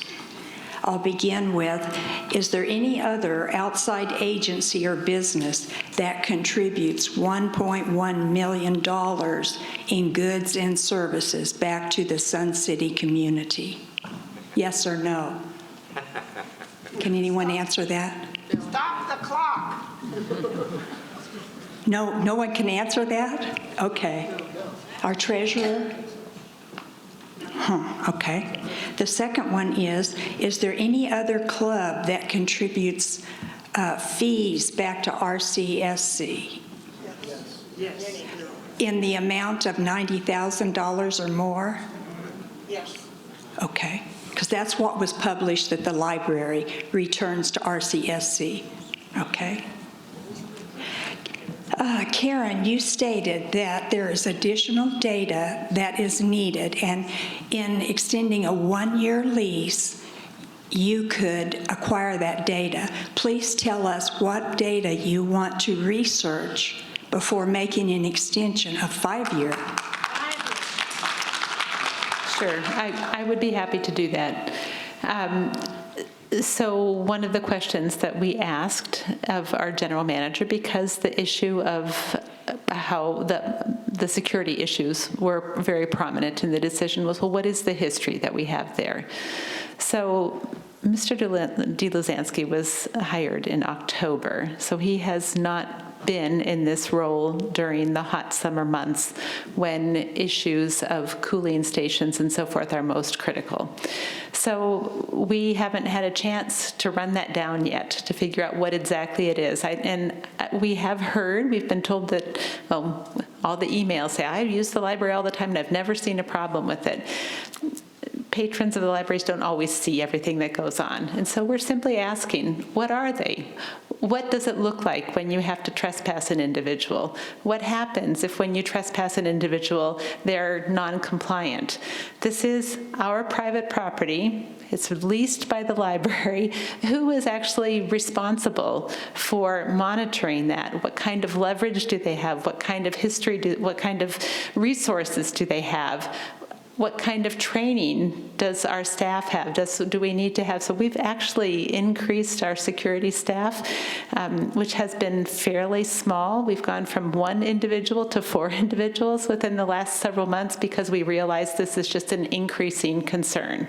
So we're asking those questions. We don't yet know all the ins and outs of what it means for the library to be designated an official cooling station. So the cooling stations, the county identifies those so that if a law enforcement officer is dealing with an individual and it's obviously a dangerous health situation because of climatic concerns, can open up his map and say, this is the closest cooling station. And the Fairway Library will be one of those. And for people who are there, they'll be told to be sent there. And that's fine. We're humanitarians at heart too. But we also understand Karen, this is... bless your heart, you are too wordy. Well, I'm sorry, I'm just trying to answer your question of what is it that we're trying to figure out. We're trying to figure out what does it actually really mean for us. And I don't think it's going to take a long time for us to figure that out. So I would like to add that none of that has been published that I know of, that there's this rampant influx of homeless people intruding into our libraries or anything. And if it had been published, we might be more understanding. Matt, you stated your sole reason for considering closing Fairway was the homeless. To support this, please provide police and incident reports, and this would be a first step in regaining your credibility. And sadly, in closing, I feel Karen's apologies and statement of missteps are similar to death row criminals pleading for forgiveness. If you hadn't gotten yourself to if you hadn't gotten yourself to this position, none of us would be here. The citywide disappointment is truth and proof that we want our libraries permanently. Please pass that and perhaps add a new bylaw that says we will have libraries permanently established in our community as long as Maricopa County is blessing us with their support and their monies.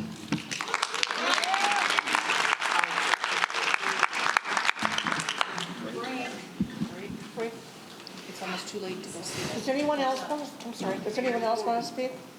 More people. There's still more. Okay, so we'll plan to go until 11:30 then, so that gives enough for 5 speakers, okay? Hello, my name is Earl Brigham, and I am the new guy here, so I have to get out my card. I am 162469. Some of you may know me as Boomer RC on the Facebook pages and that. I spent my life, or not my life, but at least 2.5 decades working and observing not-for-profit boards. That was what my career was. So first off, I want to thank each and every one of you guys that sit on this board, because it is a thankless job no matter how good you are at what you do.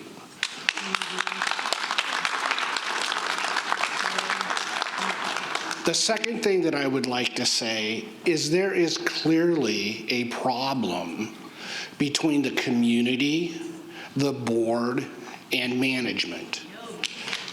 And you all have what I think is about one more chance to fix that. And this is your chance. So as bad as it seems that all this took place, this is actually an opportunity if you will embrace it. All right? And what I saw happen today with Karen getting up and apologizing was the absolute right thing to do and the right moment. You've got to acknowledge your mistakes. You've got to apologize for them. But the last thing is you've got to learn from them. And one of my concerns, and part of the reason why I'm even speaking today is I'm one of those horrible snowbirds. I'm going to be leaving on Thursday, and I won't get a chance to speak with you all again until I come back, but I'll come back because I think this is the greatest place on earth. You need to get some professional help. And I don't mean as individuals. I mean as a board. You are a bunch of volunteers, probably, I don't know all your backgrounds, but I can assume that none of you have really served on a high-profile board. You don't get any more high-profile than this anywhere in the nation on a not-for-profit board. I would imagine that none of you have a whole lot of education on being on a board. I would imagine you don't have the policies and procedures in place how to operate properly as a board. There are people that can educate you on this. There are professionals that can educate you on this. And yes, it costs money. And I know that none of these people want to spend money, and I'm one of them. But it will be money well spent for everybody. Thank you.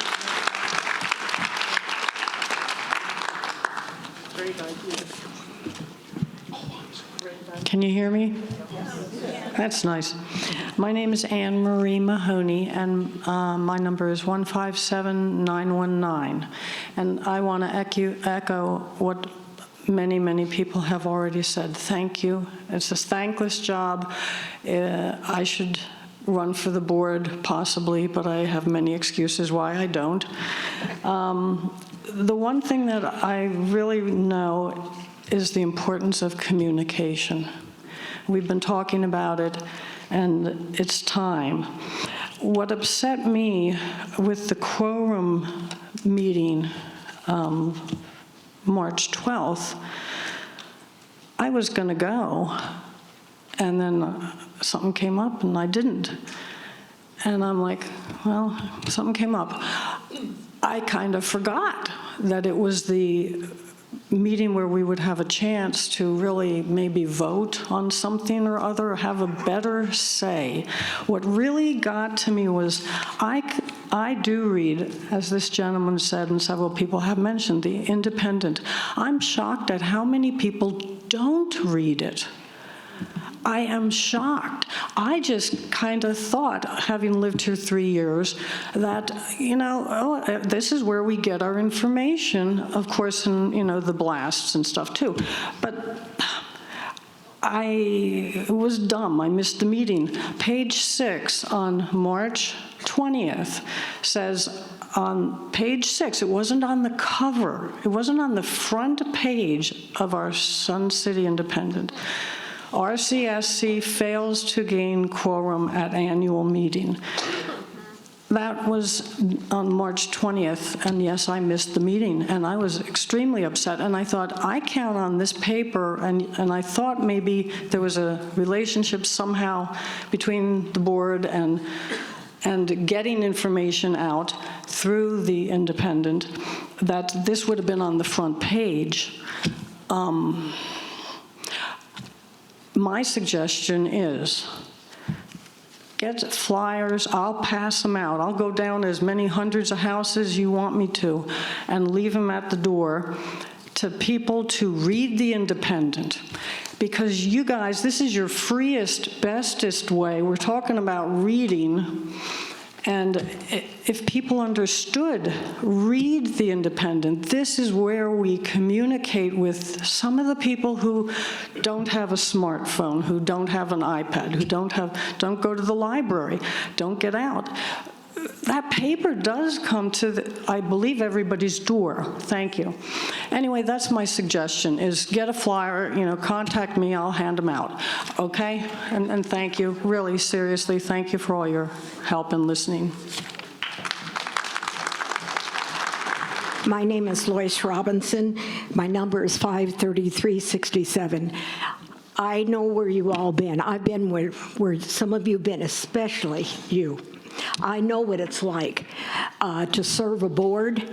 I had a mayor one time, 17 years I've been involved in municipal government in the West Valley, and I can tell you, I had one mayor that told me, "You're the bad guy, I'm the good guy." That was the standard that he set. So we went that way. I let him do his town halls. I'd go and I'd try to fill in when it got off the rails, all of that. But before, the first time when I moved back here, I'm from here. I've been here since I hate to tell my age, but since 48. I'm from Metro Phoenix.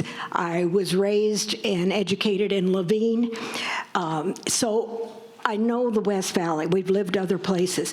But when I moved back, it was the first time that I had to come up with a municipal budget. I hate numbers. That's why I got my card, because I don't want to remember the numbers. But I went to where I could get help. And I was fortunate in that I had the other city managers in Maricopa County, and especially in Metro Phoenix. So I got all their input. I learned really, really quick. It's more than 1 + 1 = 2. I got an investment person involved because I didn't know investment. Broker, I didn't know how to do that. Yes, we had to pay for that. But one of the very, very first things I did for the board is at the board, we had a retreat. And I had a person that came from, I can't think of it now, municipal, it's in Metro Phoenix. They're over all the cities as a help. They came, she did a retreat. We went through everything, found out where the flaws were in our rules. If you don't have proper rules and administrative rules, you got a problem, and you're going to get hit with it over and over again. You know, we have to have laws like we do in the U.S. Anyway, so that's what's important. You stand on those rules. But if you need a professional, especially for the master plan, cities, every 5 years, they go through it. I don't know if you see it in any of the newspapers. They go in, they have this, they're changing their master plan, and they go through zoning, they go do all of this stuff. It takes a lot and costs a lot of money, but they hire professionals to do it. And that way, that also gives you a basis to stand on. It's like, this is the report, this is what we paid for them to do, they're the professional. I'm not saying you don't have the ability to do it. I'm saying there's so many resources out there that are tried and true that can help you. And you won't have to take all the hits without holding something up. And character is another thing. Be friendly. Love them all. Love all these people. I'm one of them now. Didn't want to move here, but here I am. Thank you, board. My name is Jackie Rose. It's with a Q, not a K. And my number is 33566. I'm a second-generation Sun Cityan. I was pulled out here by the roots of my hair after I died of an asthma attack back east, and my parents pulled me out here. I've been living here for 22 years. And while I was in management, when I was working first as a writer and then supervising 96 writers in 20 cities, I wrote a book on budget management with a consultant who I hired. But when I came here, I was at the very youngest point of being eligible to live here. And now it's 22 years later, and I have some health issues. I'm embarrassed to say this is the first meeting I've been to because I have other things that are more important to me. But first of all, as a writer and as a reader, the library is a very important asset to the community, and no one should ever think about eliminating or moving a library. Add a third library if you want in expanded areas, but don't change the libraries where people are convenient to go to. I can walk to the Bell Library if I walked anywhere in Arizona.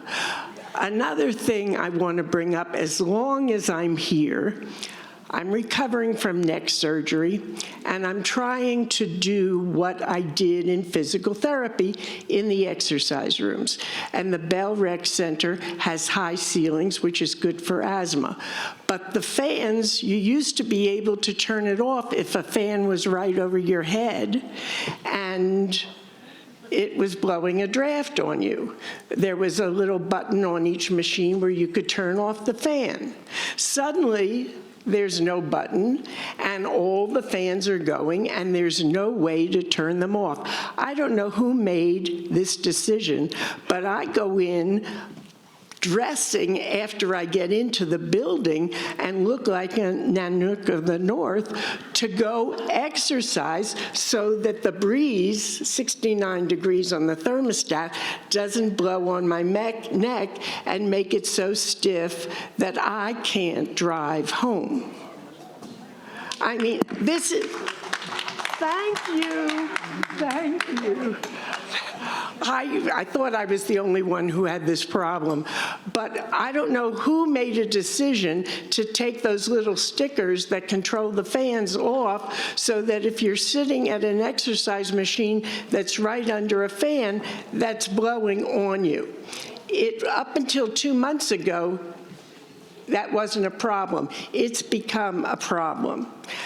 And as long as I'm here, I might as well bring it up.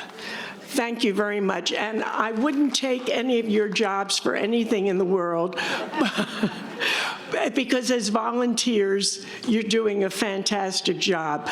But you need to listen to the people who moved here for the facilities of Sun City. Don't take those facilities away, whether there's comfortable exercise room or the library. We're running over time. Thank you very much. It's a pleasure to meet you all. Julie Powell, 19808. Bought here in 1998, and I was lucky to marry a qualifier so I could actually spend time here. I just wrote this little note that if this had been brought up prior to the annual meeting, you can see what the crowd would have been. And it probably should have been brought up before the annual meeting since it was going on. My husband and I, we've checked out over 1,100 items in the last 4 years from Fairway Library. When we first started going to the library, Bell, you could request books and they would send it down to Fairway, you could pick them up. I mean, we really need a library on both ends. Has the one-year lease been approved with the county? That was submitted on Friday, and we have not yet heard back from them, I don't think. I sent emails to the whole board, and I sent it to the management. I'm sure you read them. I didn't expect a reply, but I wanted to thank Clint Hickman for writing back to me that same day. So they are concerned, and Jeremy Reeder being here shows it. And I had one thing here. The website, the RCSC website, has a news hub. It hasn't been updated since March 11th. So it's supposed to be breaking news and we'll keep you informed. That hasn't happened. And the other thing I wanted to say was this talk about the 5-year plan. How could you do a 5-year plan when we don't know what it's going to cost to do all the water reduction on the golf courses? That's going to throw a wrench into everything. I served on the long-range planning committee for years, and all the plans that we had were basically thrown out the window because of the golf course water problem then and all the wells. I've served on the election committee, the long-range planning committee, members' communication before they switched it to marketing, and the elections committee. So I put in my time, but I don't like public speaking. So thank you for your time, thank you for serving, and I hope it goes better for the rest of the year.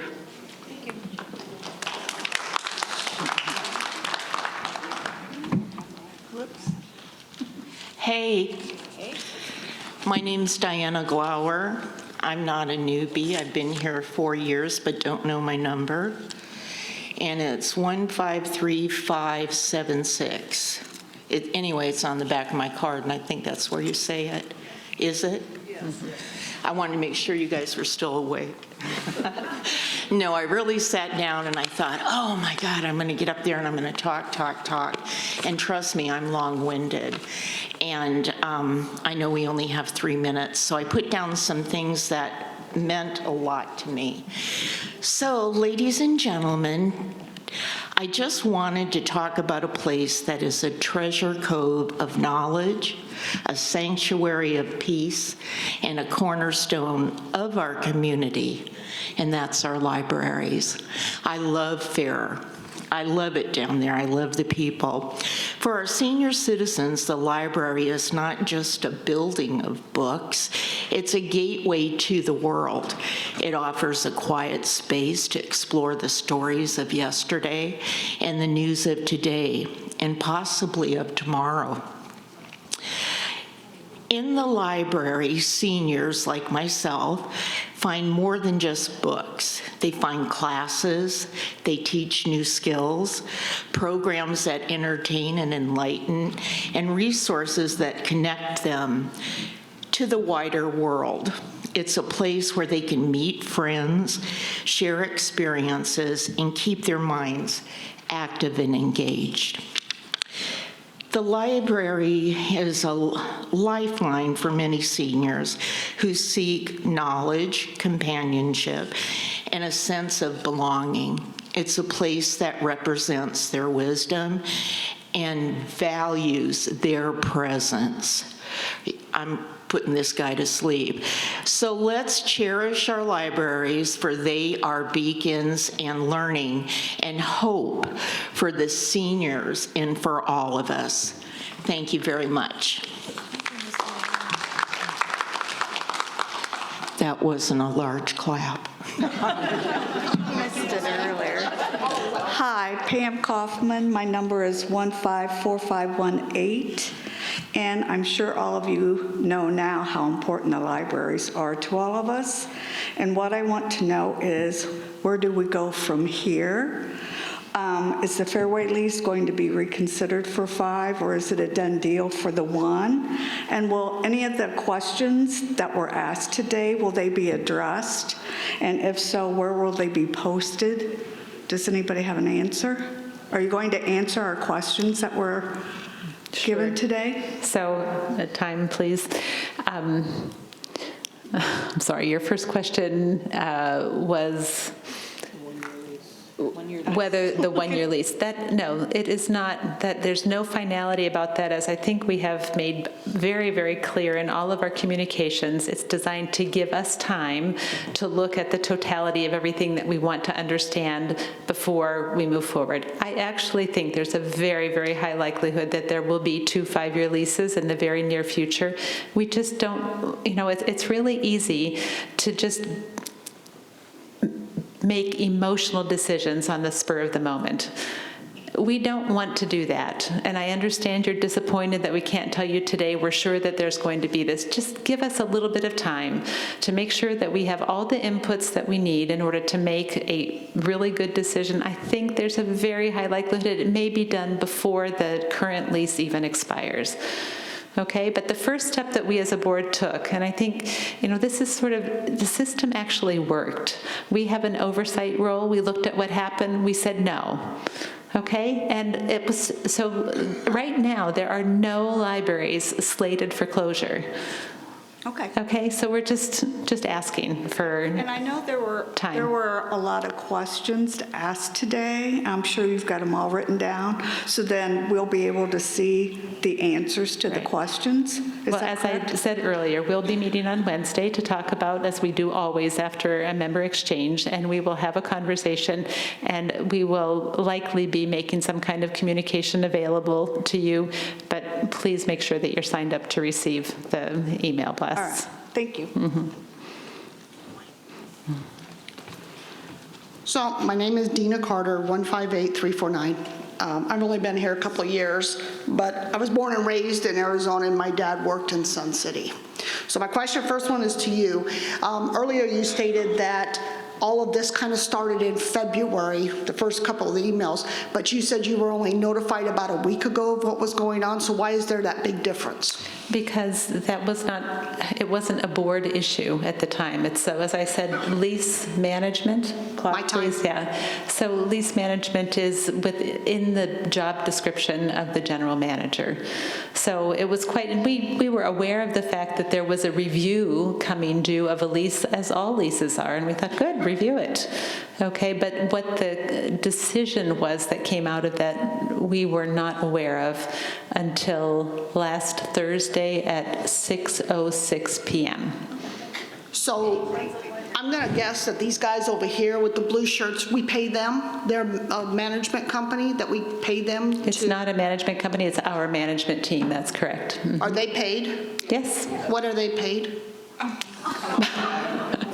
Sorry, I can't answer that question for you. Why not? Am I not part of Sun City and I pay Sun City? You are. Ma'am, I welcome you to come and ask about that later, but we don't, I don't know the answer to the question. If I knew it, I probably wouldn't tell you here. I don't know, and I'm not going to tell you are two different things. So where do I go to find out how much those guys make? I think that both of those, I'm sorry. Personnel? Pardon? We'll have to figure that out, okay? I don't know, and I'm not sure if I did know that I would tell you. So if the problem is that the homeless are there, why do they just call the police? Are you just calling the police? Or are we just going to, was your thing that you're going to close it because of that problem? My question.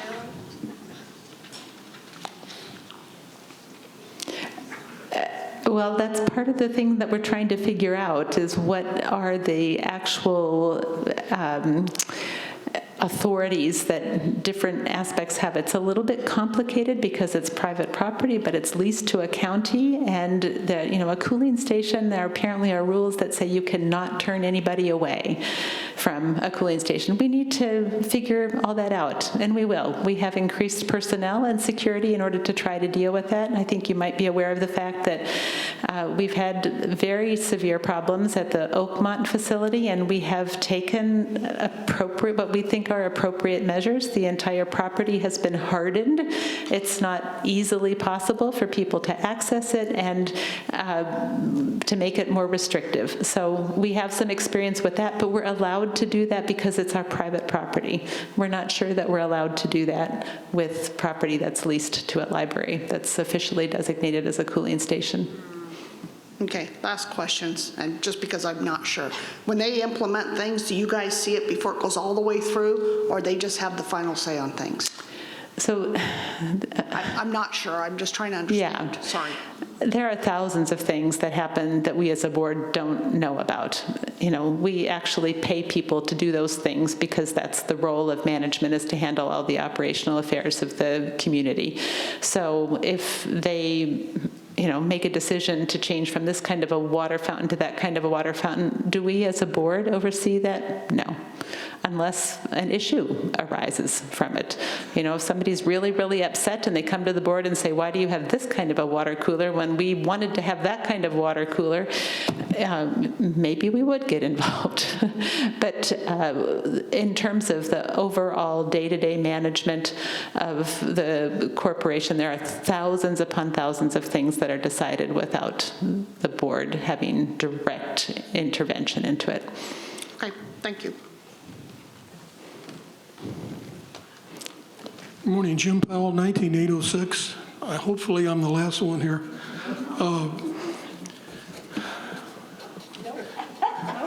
Apparently not. There's just a couple things. When Fairway was rebuilt, there are a couple things that I think, just my opinion, that should have been corrected at the time it was built, but haven't been and still could be. And I think you alluded to it when you mentioned the security desk, the check-in desk, whatever you want to call it, currently is set way back in. So anybody can walk in that building, go to the right to the elevators, go to the left, the restrooms. And if the security desk is manned, they can't see them. It needs to be moved up to the front of the building. So when you walk through or walk in, you have to walk by them. It would be nice if it was manned any time that Fairway is open. was people who are trained in security, but that, I don't know if that would happen. The other thing is, there are 5 or 6 windows where the library currently is that face west. One of those windows could be easily converted into a door. So when people are going to the library, they walk right into the library. They don't come into Fairway and then into the library. So I think those are a couple things that you all should take a look at. Thank you.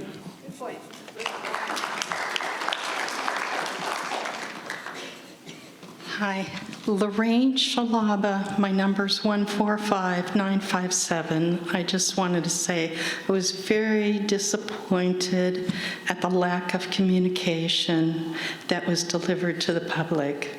It was very, very disturbing for the most vulnerable people and residents in Sun City.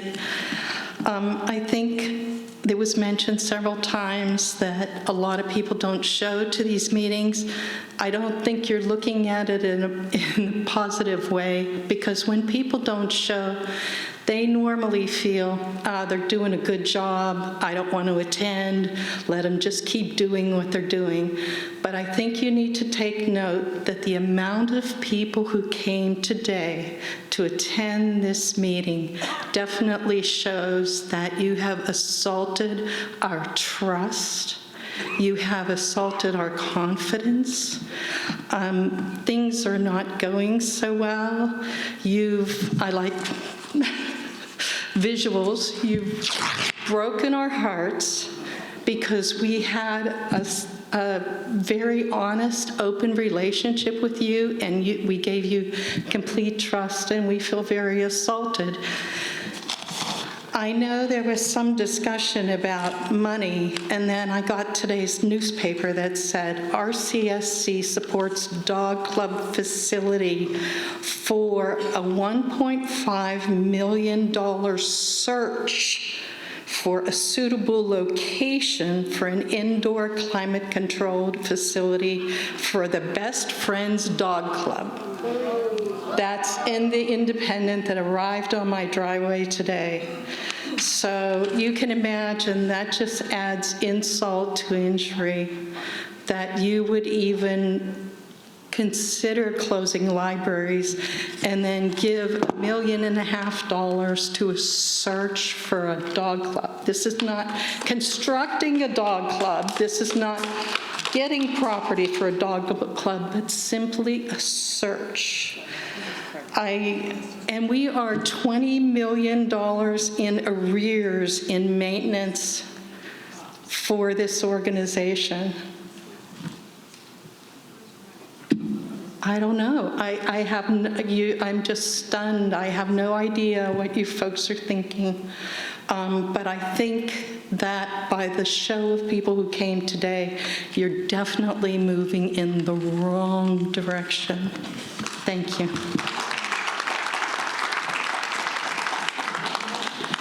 Hello, my name's Marcia Davis, 113447. I'm a past board president of the Friends and a current board advisor. And I wasn't going to speak today unless there were any issues that I didn't think were brought up, and there was just one I want to talk about. But first, I want to thank you to the board. You've been nothing but cordial, polite to the Friends of the Library, and we really appreciate it. Ms. McAdam, you are a trooper. This has got to be hard, and you have been very supportive, and we appreciate it. Thank you. And for the diehards that are left here, I was thinking I would be the last person. I wanted to be the last person, but the thing that I want to bring up that I don't think anybody's brought up, and it's an empathy thing. I appreciate the reasoning behind a one-year lease, but if Maricopa County were to sign such a lease, which I would be surprised, but if they were, it brings a lot of hardships to a lot of people. You need to put yourself in their position.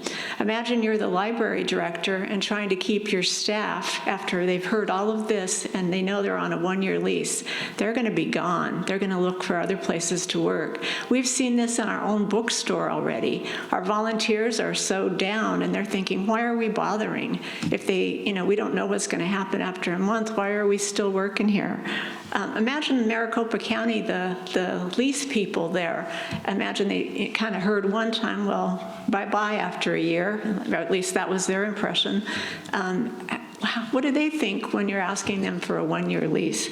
So what I really want to do, just in conclusion, and after thanking you and thanking everybody that came today and all the diehards that are still here, think of the hardships that that one-year lease would induce to people, and just put yourself in their shoes. I don't think it's a viable option, and I would like to leave with one request. Please renew both 5-year leases. Thank you.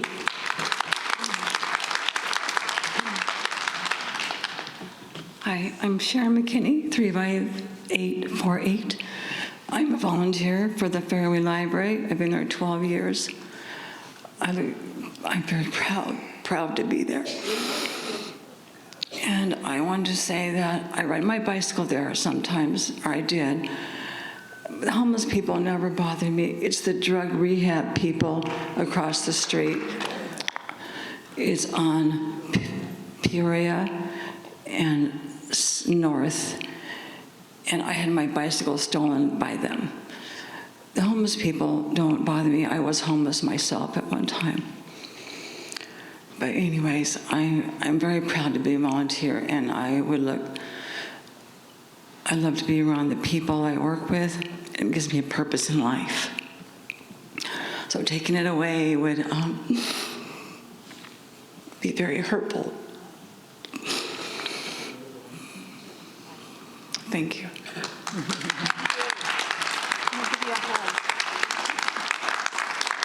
Just real quick again, Pam Kaufman, 154518. And Dina had a good question as far as their salaries.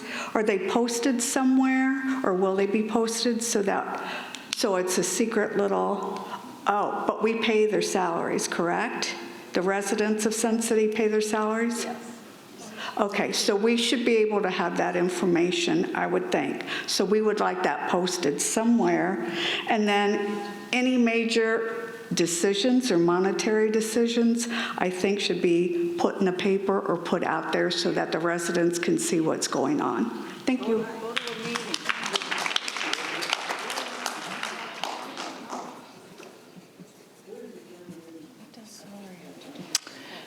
Okay, it looks like that is the extent of public comment right now. So I only have a couple of very quick announcements, so that you don't need to say you didn't know about this. The next annual membership meeting is at 6 p.m. on March 11th, 2025 here. But before that, we have a few appointments. March 11th, Tuesday, March 11th. 2025.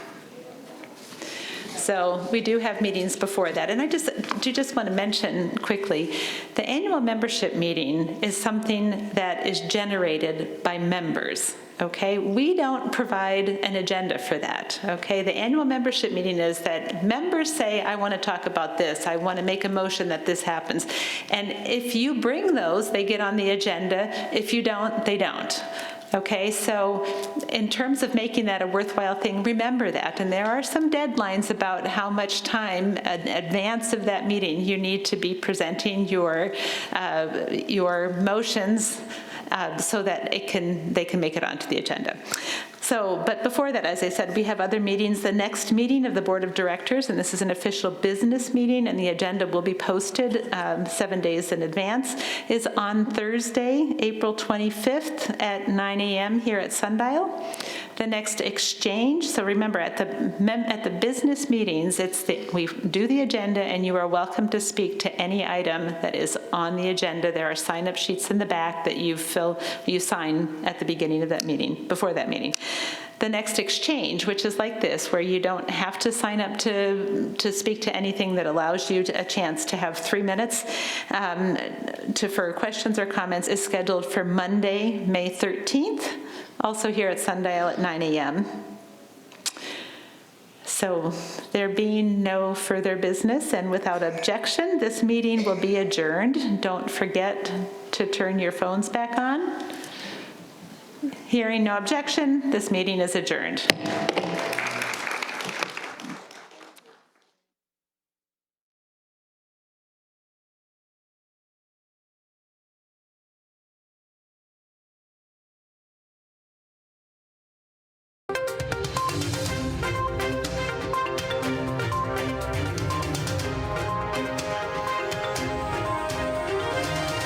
This is a copyrighted production of the Recreation Centers of Sun City Incorporated and is intended for the sole purpose of informing our Recreation Center members. Any duplication, copying, transmission, broadcast, or use, including electronic and social media, is strictly prohibited without the prior written consent from the Recreation Centers of Sun City Incorporated. Thank you for watching.